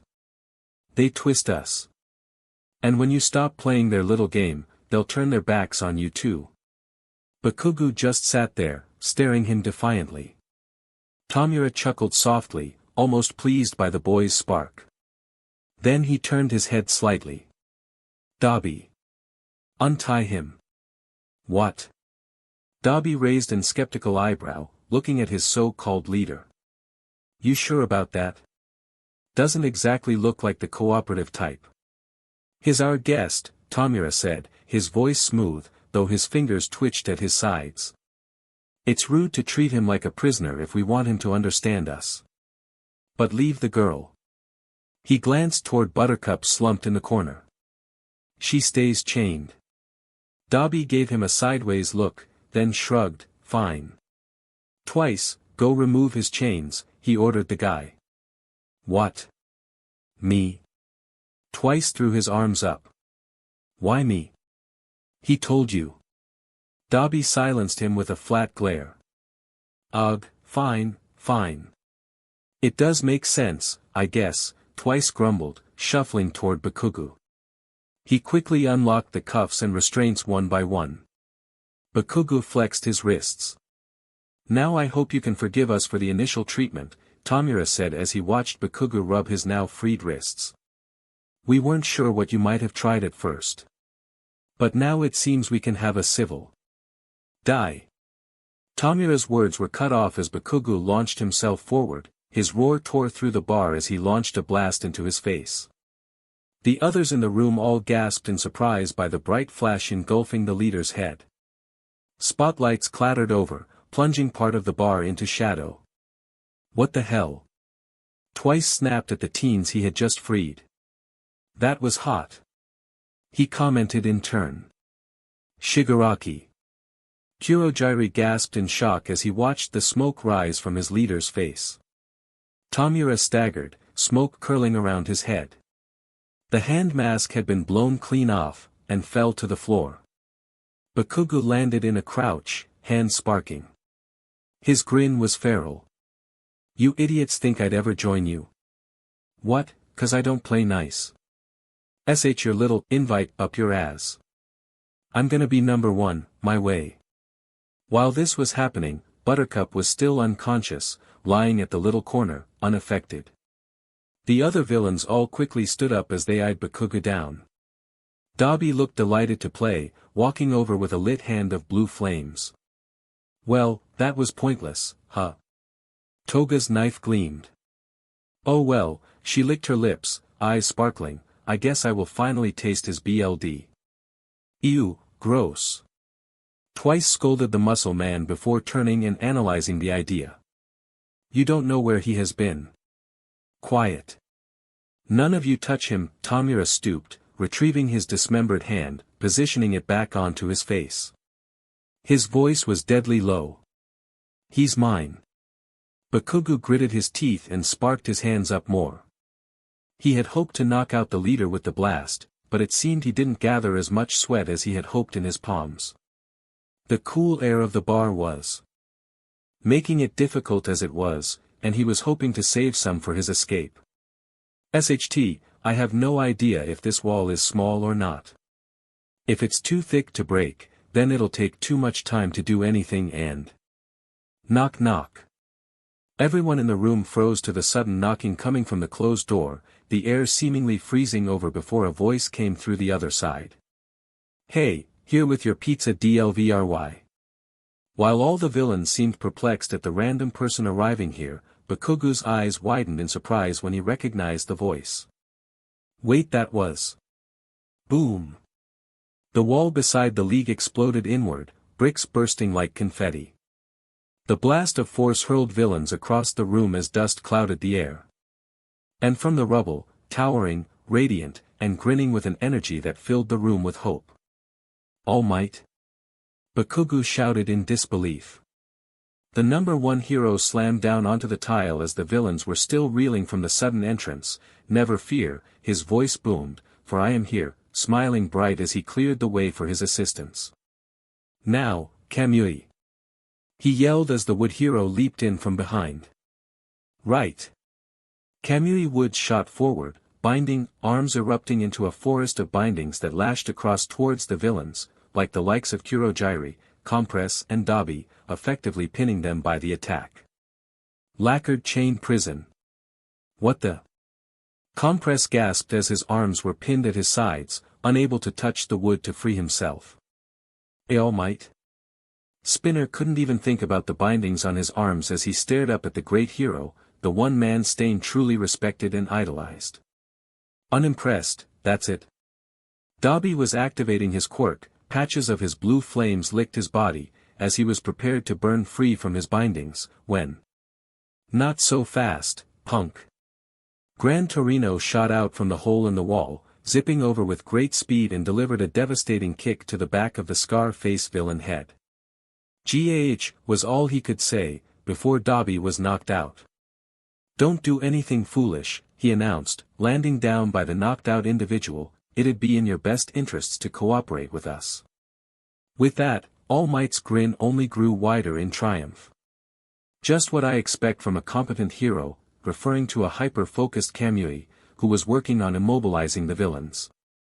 And a veteran hero who moves faster than the eye could see, complementing the swift-moving Gran Torino. You thought you were out of sight? All Might said as he stood back up.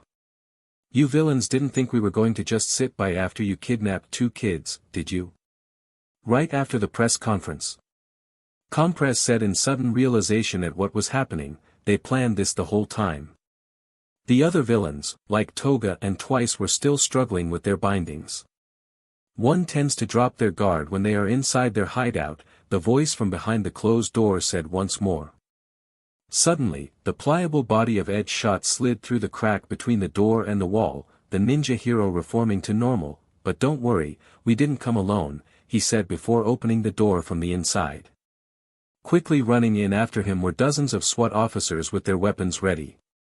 And behind them was a serious-looking Midnight, eyes sweeping across the room, until her eyes spotted a safe-looking Bakugou, before landing on a still unconscious-looking Buttercup. Buttercup! She called out, making her way towards her student, passing all the restrained villains. She crouched down before her, cradling her limp body. Buttercup, Buttercup, are you okay? She frantically asked as she looked over her body to make sure she was okay. Bakugou didn't pay attention to Midnight. He was still in shock to how fast all these pros entered, never expecting all these heroes to be coming in all of the sudden to save him. As if he was some weakling. He was brought out from his thoughts, when All Might approached. I am so glad we made it in time for you kids. I was growing worried. All Might commented, looking over at Buttercup, then focusing on Bakugou. You must have been so scared, but you stayed strong. I'm sorry, young man. Bakugou's face twitched, before he snapped. I wasn't scared. Not even close. Bakugou spat out in defiance. That earned an amused chuckle from the symbol of peace. Oh, Bakugou, always so confident. Making Bakugou growl in annoyance, he turned back to the villains all on the ground. DMNUUBSTRD. Tamura growled in anger as he watched his characters all fall instantly to All Might. I am tired of this. Kurojiri, bring the Nomas here now. Across the city of Kamino, the small group of students kept their heads low as they rounded the corner of a narrow alley. Just minutes earlier, they had narrowly slipped away from the unwanted attention of a group of drunken men stumbling through the streets. Disguises covering their identities, they pressed themselves against the shadows to avoid the dim light of the street lamps. Holding the tracker close to her chest, Momo glanced down at the glowing screen in her palm, watching as the small dot pulsed faster with every step. "We're very close now," she whispered, her voice low but steady. "I'm sure of it." Todoroki's eyes darted ahead. "Stay tight to the wall. This part of town is too quiet. If we stand out even a little, someone's going to notice." "All right," Koda agreed, her nerves betraying him as he fiddled with his cuff. One of the things grounding him was Bubbles holding on to his hand, a comfort to it. The alley stretched into silence, their footsteps almost deafening against the damp concrete. Todoroki, walking near the front, glanced to the side at a looming warehouse. His breath fogged faintly in the night air and his brows furrowed. If they chose a place to hide, this would be it. It's cut off, easy to defend and harder to escape. Koda swallowed nervously but nodded, his large frame moving carefully as he hugged the wall. His hand fidgeted at his sides, the thought of what might be waiting for them gnawing at his stomach. Finally, the signal in Momo's hand gave a rapid, almost continuous beep. It should be just down this alley to the right. We are right on top of it now. She raised her head slowly, eyes widening as the red dot flashed right on top of their position. At the end of the alley loomed a warehouse with rusted shutters and a tall wall of corrugated steel. Her breath caught in her throat. "There," she whispered. "That's it. The source of the tracker, it has to be inside. Great job, Yaoyorozu. We couldn't have done it without you." Izuku praised her. Blossom turned to look over at Bubbles, currently holding Koda, but noticing her gaze enough. They both understood that whatever they found, it would lead a fight, one way or another. Smiling, Momo gave a quick nod, looked over to everyone else. They all knew what they were getting themselves into now, knowing the danger they could be facing if they ran into the villains once more. But all of them knew they couldn't just sit while their friends were needing help, willing to take the risk to bring them home.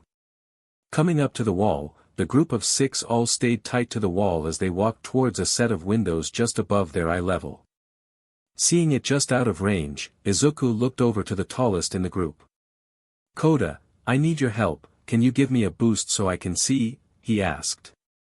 Koda, despite himself, was going to help, but, "Let me give you a lift," Bubbles volunteered. It made sense, seeing as she could lift Izuku up while they flew. Before Izuku could apologize for his forgetfulness, Bubbles grabbed onto his torso, for which a small squeak passed through the boy's lips, and flew up to the window level. Managing to calm his double dose of embarrassment, Izuku tried to peer through the window. "Shoot, it's too dark. I can't see anything," but Bubbles didn't have that problem, or rather didn't voice it. Because what she saw made her go silent. Momo bit her lip. "Hold on," she reached into her jacket, producing a small pair of goggles she had quickly fashioned earlier.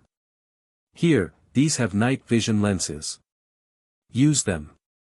Blossom lifted it up carefully, which the green-haired boy was able to take them and slipped the goggles over his eyes and looked again. The moment his vision adjusted, his whole body stiffened. Todoroki, noticing the tension in his body, angrily called out. "Midoriya? What is it? Did they see you?" Izuku's breath hitched, enormous, his voice shaking as the sight before him sank in. There's dozens of them," he said, and that was when Bubbles knew it was time to come down. "What?" Momo gasped out in shock, her inner alarm bells going off at the familiar danger. Even Todoroki tensed. His jaw clenched as he spoke, voice low and grim. "So it's true. They're breeding them here." Izuku couldn't answer as he stared in disbelief inside the building, sweat pouring down his forehead in fear. Koda felt his throat tighten, his instincts screaming at him to run.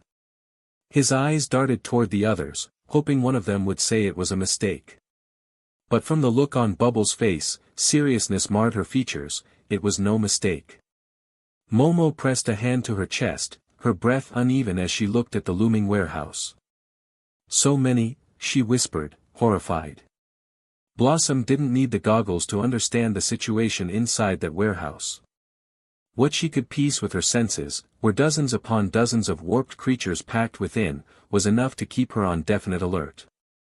She had never faced these creatures, but the descriptions she'd heard from Buttercup and the others about the USJ incident told her all she needed to know. These weren't ordinary enemies, and they weren't going to go down easily.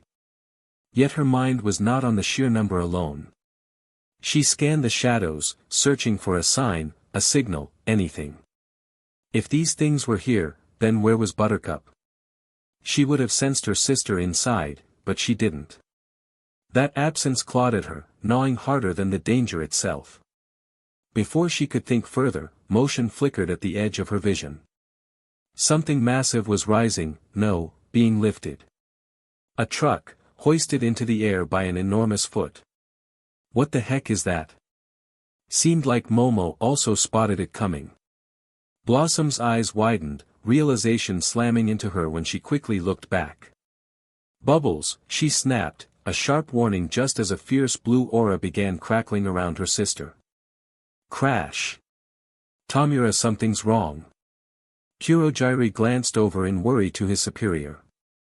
The location where they are, I cannot get to them. What? Shigaraki was confused, then get us out of.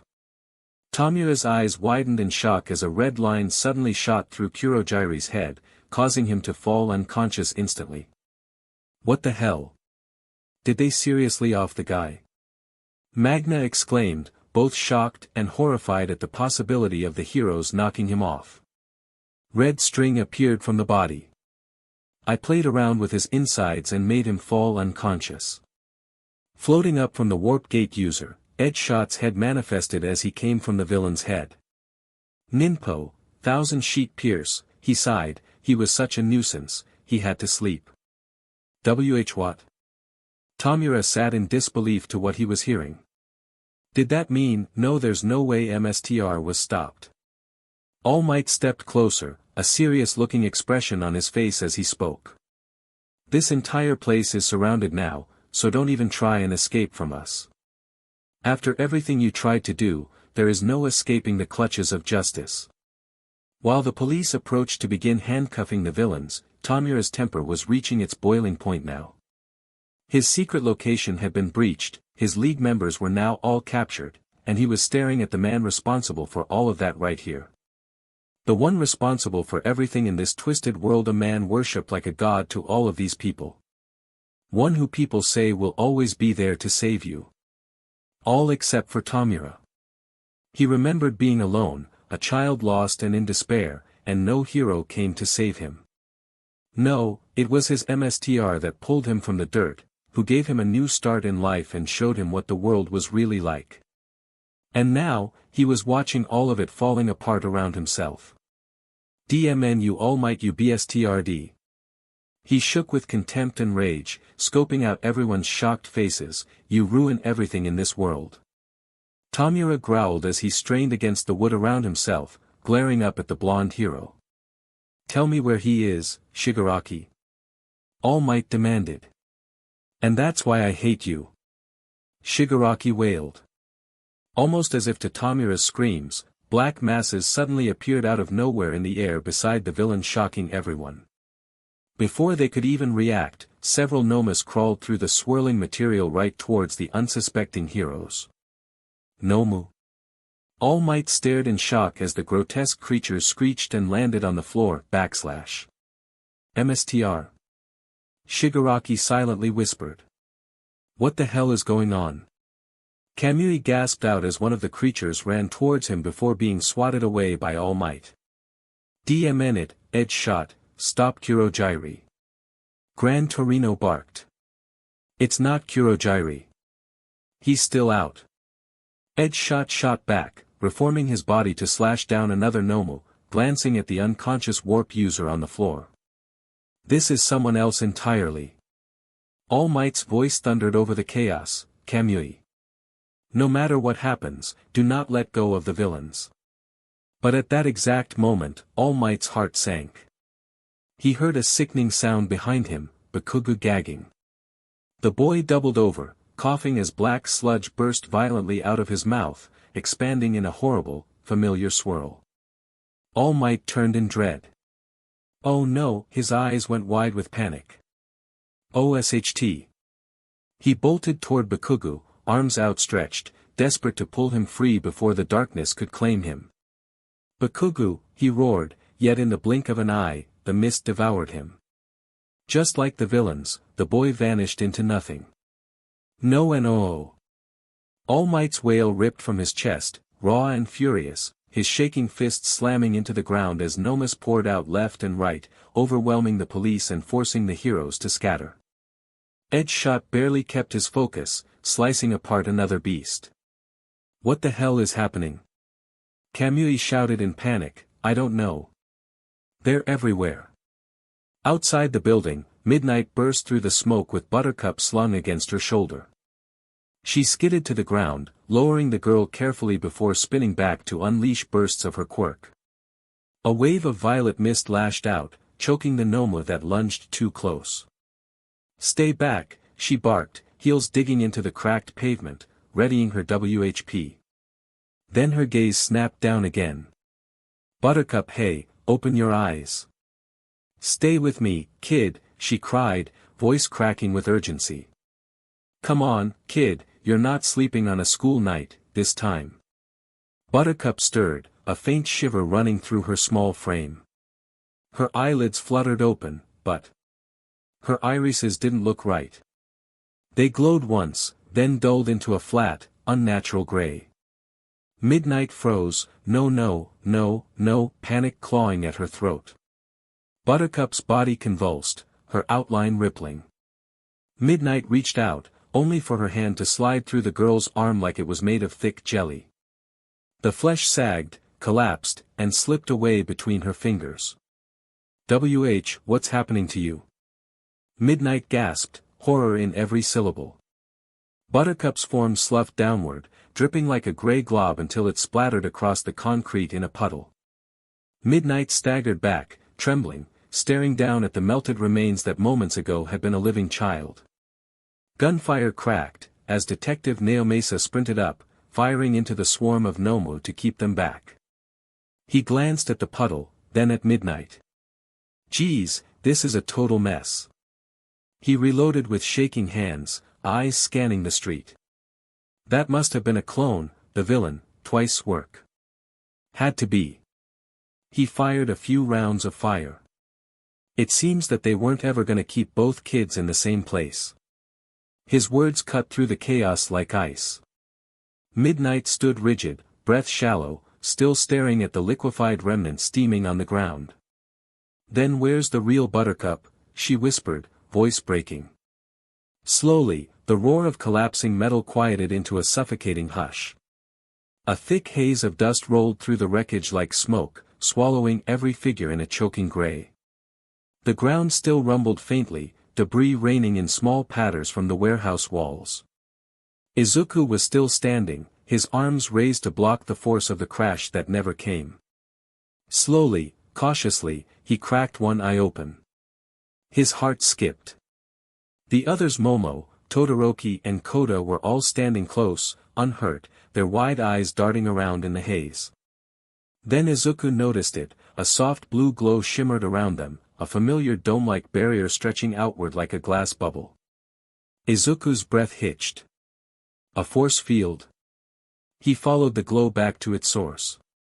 Bubbles, with Blossom standing beside her, stood forward, one hand raised effortlessly to hold the protective barrier. Her brows knit together, focus etched across her face as the force field expanded out of her palm. Bubbles, Izuku whispered, relieved. Relief and admiration swelled in Izuku's chest all at once. You saved us. Momo exhaled shakily, pressing a hand to her heart. I thought we were finished, thank you, Bubbles. The force field was released, and Bubbles smiled at them. Was it an explosion? Koda asked shakily. No, there was car that just crashed into the building. Momo quickly pointed out, someone kicked it inside. Shoto gave her a perplexed look. They kicked a car.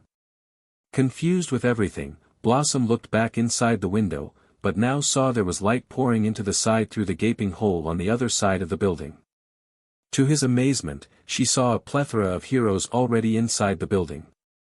The heroes are here now. They are. Izuku said in amazement. They were mobilizing already. Yeah, it seemed they did. Blossom muttered in amazement as she observed the scene. Inside she saw 3 different pros, 2 of them in fact in the top 10. Gang Orca had pinned 2 to the ground beneath his clawed hands, and the giant hero Lady gripping several nomus in her hands. The most impressive however was the rest of the nomus had already been restrained by Best Jeanist, bound together by his threat control quirk. Amazing. They captured all of the nomus already. All of them?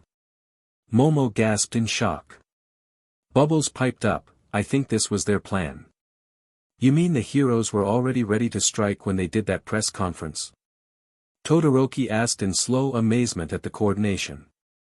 They made it seem like they were still planning something. It must have been a distraction for the villains to catch them off guard, Momo pointed out, thinking it over. As he watched the heroes holding the creatures down while police ran in with restraints, Izuku overheard Best Jeanist radioing in something about another team, and a certain name he caught wind of. All Might? There's another team somewhere else with All Might leading them. Another place? Momo asked in surprise. Maybe that is where the League was actually hiding. If he is on the case, then surely Buttercup and Bakugou are safe by now.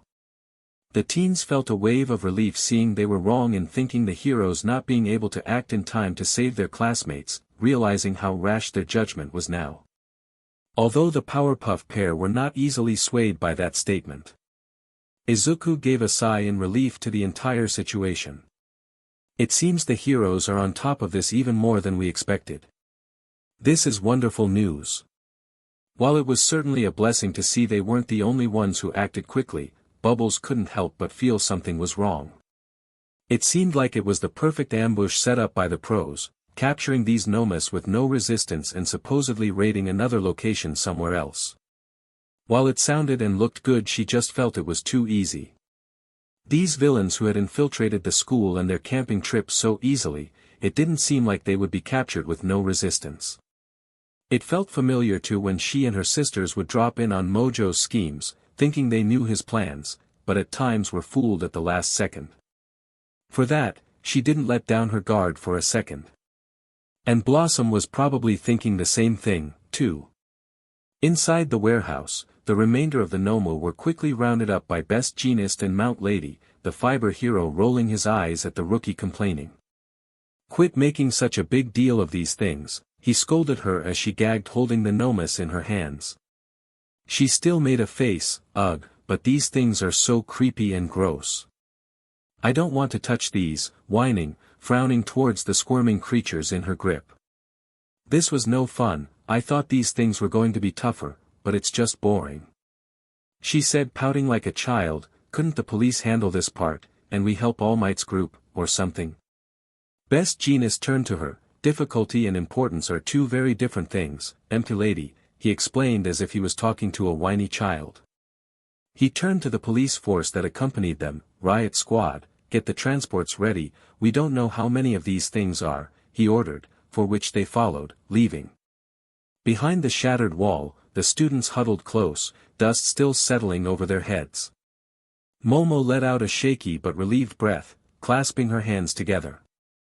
That's very good. The pro heroes are handling it. We don't need to worry anymore. Her words carried a hopeful finality that made a few shoulders relax. Koda chuckled nervously, yeah, right. They've got this, everything's fine.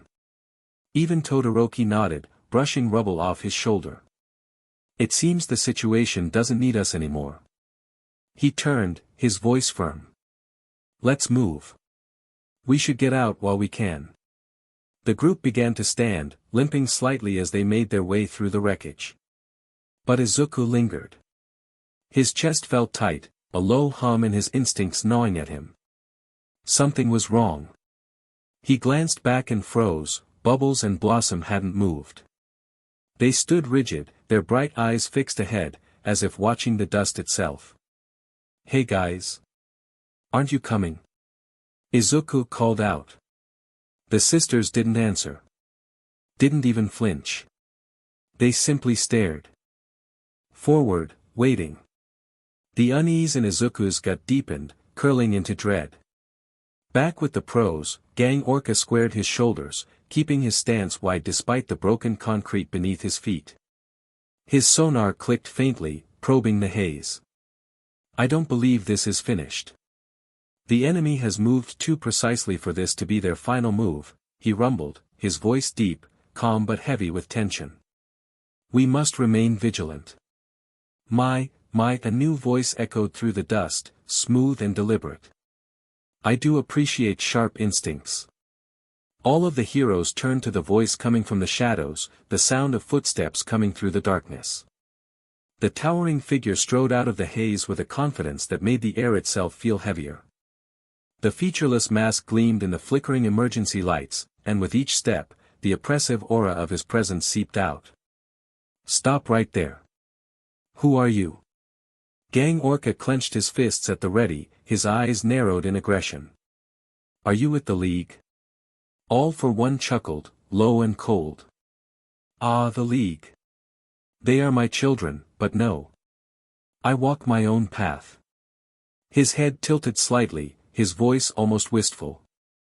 "It is a pity I had hoped to acquire the search quirk. Such potential wasted. Still, I've healed, and though my stockpile of gifts is depleted, I find myself unable to resist when greatness is placed before me." Genis didn't hesitate.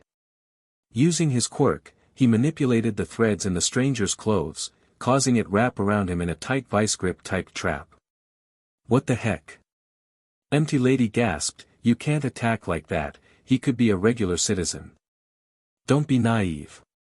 Genis shot back, training to not only hold the Nomus under his control, but also the new individual. A moment of hesitation could mean the difference between life and death. However, efforts were not enough, for an unseen force detonated from All for One's body, and a massive shockwave erupted, obliterating the restraints and blasting outward like a hurricane. The walls groaned and split, the ceiling cracked, and the heroes were thrown back in a chorus of shouts. The UA students felt the earth tremble beneath their knees as the shockwave punched through the wreckage. The hats and wigs disguising their civilian appearances whipped away instantly, flying into the dust. The girls held on, not allowing their disguises or themselves to be knocked away so easily. Just as the shockwave from the blast passed, the debris and dust settled, leaving a sudden, suffocating silence. For the remaining students, the aftermath felt like an ocean had fallen over them. The air itself seemed to press down, heavy and cold, each breath a lbr. Fear coiled tight in their chests, paralyzing them for a moment. Momo's hand flew to her mouth, her eyes wide and glistening as nausea threatened to rise. She struggled to breathe, her body trembling under the invisible weight. Todoroki's chest tightened painfully, his eyes darting at the floor as the pressure seemed to squeeze the air from his lungs. Izuku froze completely, muscles locked, heart hammering, a storm of panic roaring in his mind. This is All for One, his thoughts screamed in horror at the realization of who the dark presence that loomed close by. Koda was brought to his knees, the weight nearly buckling him as he tried to resist the pull of despair. The world seemed to tilt around them. The sheer aura emanating from the villain was nothing like they had ever felt, cold, oppressive, and absolute. Every instinct screamed for flight, every sense screamed for survival. And then just as suddenly as it had struck, the pressure dissipated. The cold, crushing weight lifted from their chests. A gentle warmth replaced it, allowing them to breathe again. Their bodies relaxed slightly, hearts still racing, but the terror no longer had a grip. Izuku blinked slowly, still trying to process what had happened, when Koda's voice cut through the haze. "Ha," he managed to say, voice still hoarse. Bubbles stood between them, eyes taking on their usual glow, as her arms extended out, releasing a soft, blue aura, that washed over the group. Izuku was always amazed at her and her sister's quirks. The aura shifted and pulsed, counteracting the emotional weight left by All for One. It didn't just protect their bodies, it steadied their minds. Panic unraveled, dread turned into cautious calm, and the group's instincts found footing once more. Momo's trembling slowed, her hands unclenching. Todoroki's chest loosened, his breathing becoming easier. Izuku's muscles released their lock as comprehension returned. Koda lifted his head, the fear still there in his eyes but muted, quieted by the resonance of Bubble's power. Their group was so caught up the relief, that they didn't notice a certain other individual not around at the moment. Across the wreckage, high and imposing, All for One stood, his mask glinting faintly under the broken emergency lights. His voice carried smoothly across the courtyard, cold and measured. "Very impressive, I must say," All for One said amusingly as he slowly applauded to the downed hero on the ground. "You managed to pull everyone away from my blast just in time.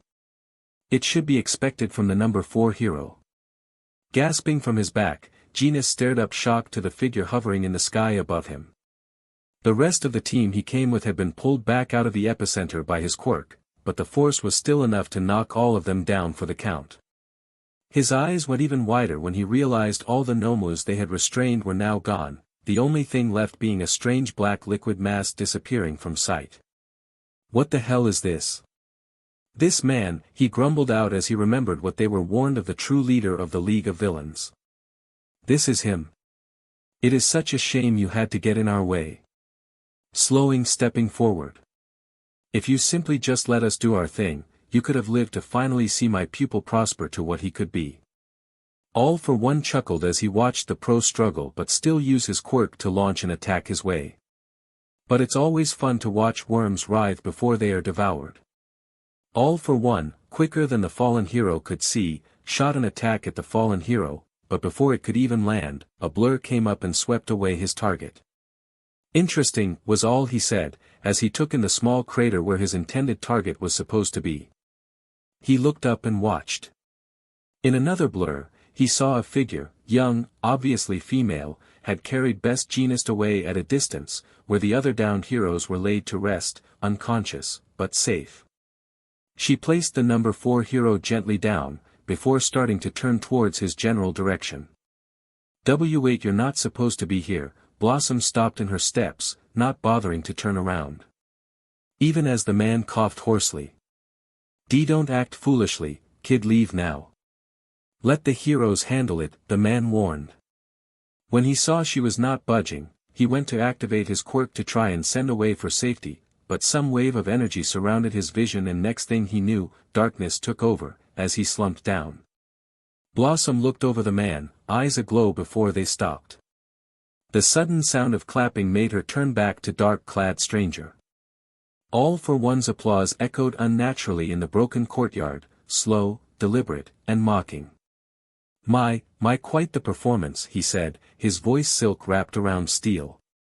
"Not only did you spirit away our poor number 4 hero, but those other 2 as well. You moved so fast even I could barely follow it."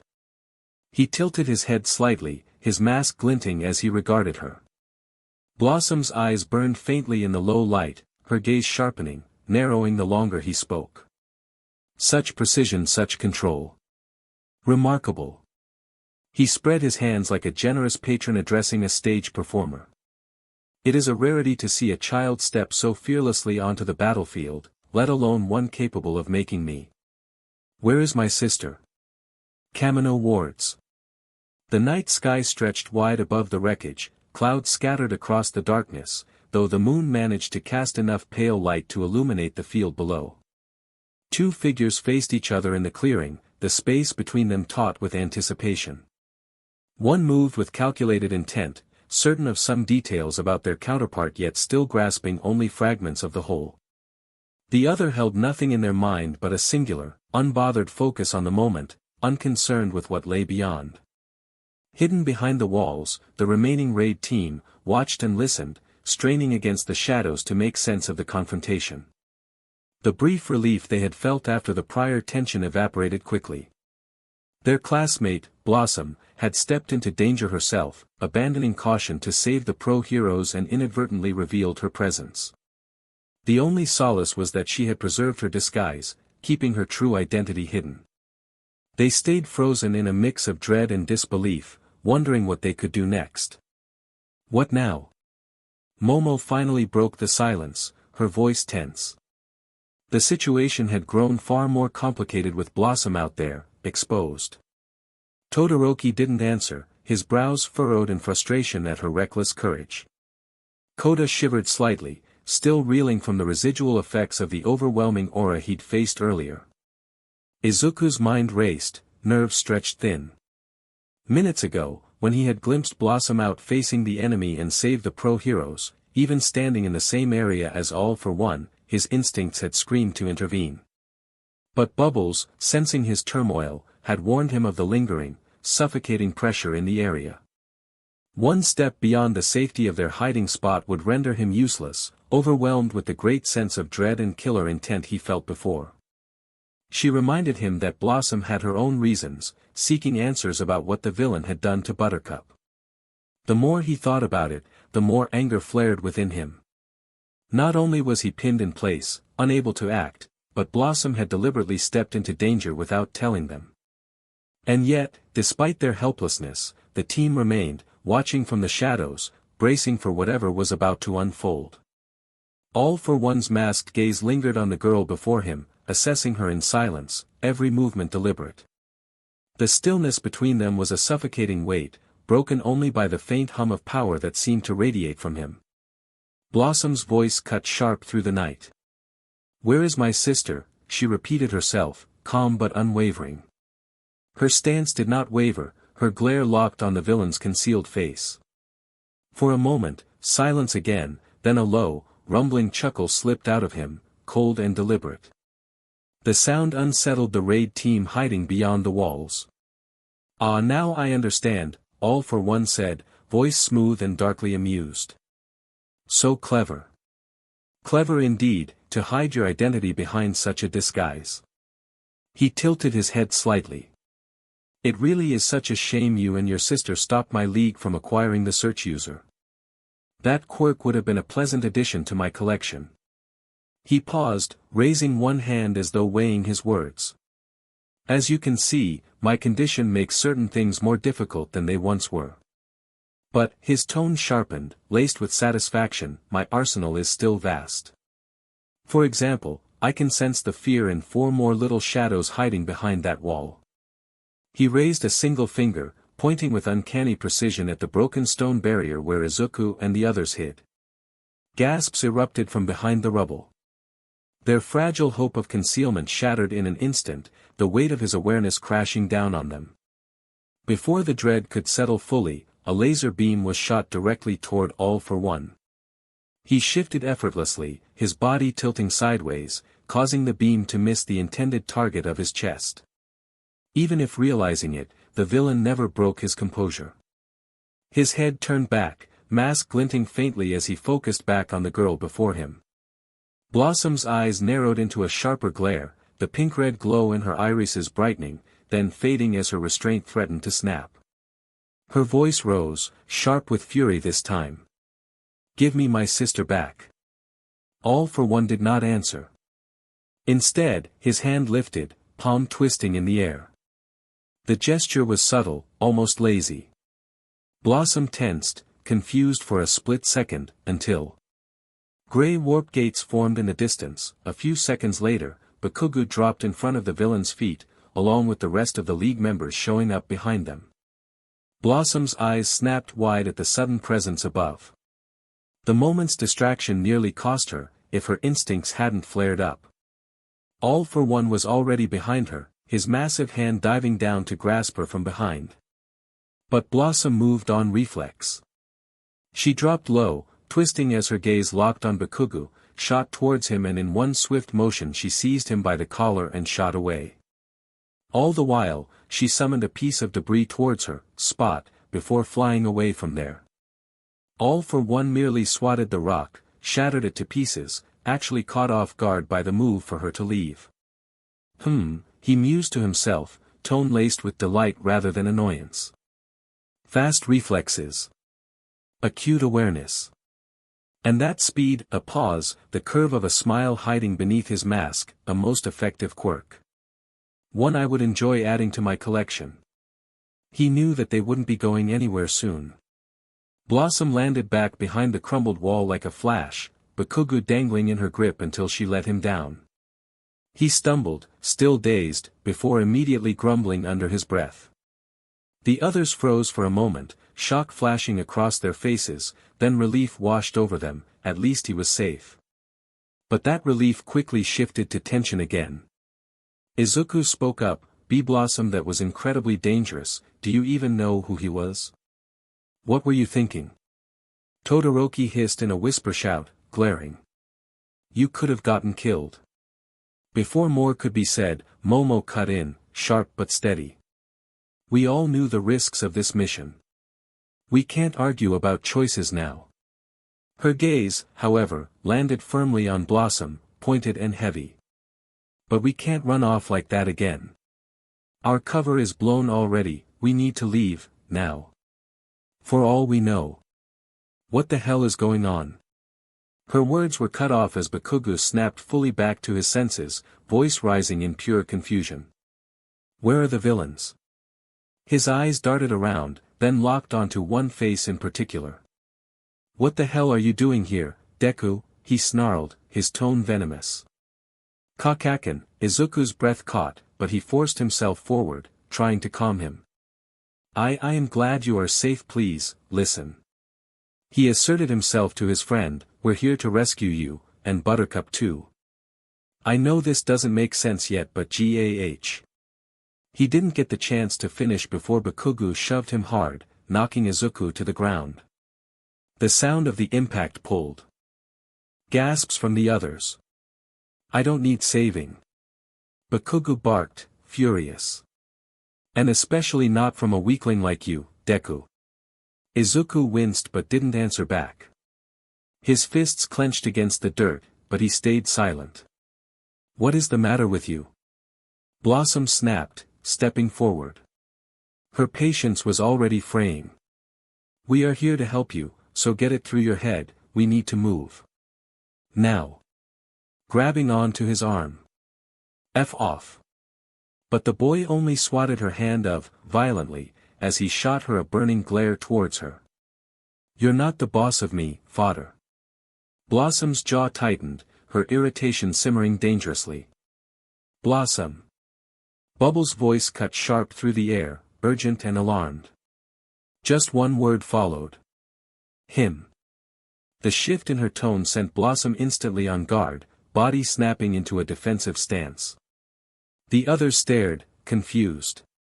And then sinister laughter surrounded them. What the hell?" Bakugou cried out, his voice torn with shock, but he was more shocked at the mysterious flames surging violently across his body, climbing up his arms and torso. "Icy hot?" he shouted accusingly. Before anyone could react, Momo gasped as fire licked up her own body, Koda stumbled in terror as it swallowed him too, Todoroki's eyes went wide with confusion, and Izuku felt the searing pull dragging across his limbs. One by one, they were engulfed, and then gone. The space where they stood was empty, the last flickers of fire fading into the night. Blossom and Bubbles froze, their wide eyes reflecting the sudden void where their friends had been. "What happened?" Bubbles breathed, her voice breaking against the silence. "They're gone." Suddenly, they heard a heavy thud broke through the haze. They peeked from around the corner, only to see bodies dropped at a distance, hitting the ground with dull echoes. Both sides, the villains circling and the girls, were surprised at the sudden turn of events. On their knees, disoriented and coughing from the heat, were Todoroki, Koda, Momo, and bakugou. Confusion rippled through the villains at the sudden sight, mirrored by the bewildered looks of the students themselves. They didn't know how they had ended up there, in the middle of enemy ground. But one figure did not share the confusion. All for one, silent behind his mask, tilted his head with calm amusement. Feeling the familiar growing sense of dread, cultivated instincts took over before words could, and Todoroki slammed his hands against the ground, sending a spiral of jagged ice spikes erupting outward. The frozen pillars forced the surrounding villains to stumble back, buying space for him and his classmates to climb to their feet. The ground hissed where ice met flame, steam curling in the air. From the sidelines, the girls gasped and pressed forward, hearts racing at the sight of their classmates. "We have to go help them." Bubbles blurted, urgency thick in her voice. Blossom echoed her sentiment, ready to rush into the chaos. Girls, why the rush?" Until him's familiar voice cut through the shadows, halting them cold. The sisters whipped around instantly, to catch, out of the shadows, drifted him, his figure swaying with eerie grace, a grin stretched impossibly wide across his face. His claws tapped together in a mockery of applause. Blossom's eyes flared, and before words could be exchanged, she and Bubbles fired twin beams of energy. The blasts tore across the space, only to miss their mark, passing through empty air as him's body slithered aside, reforming with unsettling ease a few paces away. My, he drawled, his voice sliding between high and low pitches with every word. So violent, so quick to lash out. Some things never change. Why the attack? Don't you want to hear what I have to say? Save it, Blossom snapped, fists tightening, energy crackling around her. Bubbles' eyes burned as she crouched low, ready to lunge. "Oh, girls, I wouldn't worry so much about me. Not when you have bigger concerns." Him's smile only widened, lips peeling back as though the thought of their fury was delicious. Their bodies stilled, even though their instincts screamed at them to take him down. Him leaned forward, voice dropping into a feigned whisper of mock sympathy. "Unless of course you don't want to save your little friends and your pretend mommy, do you?" The words hit like daggers.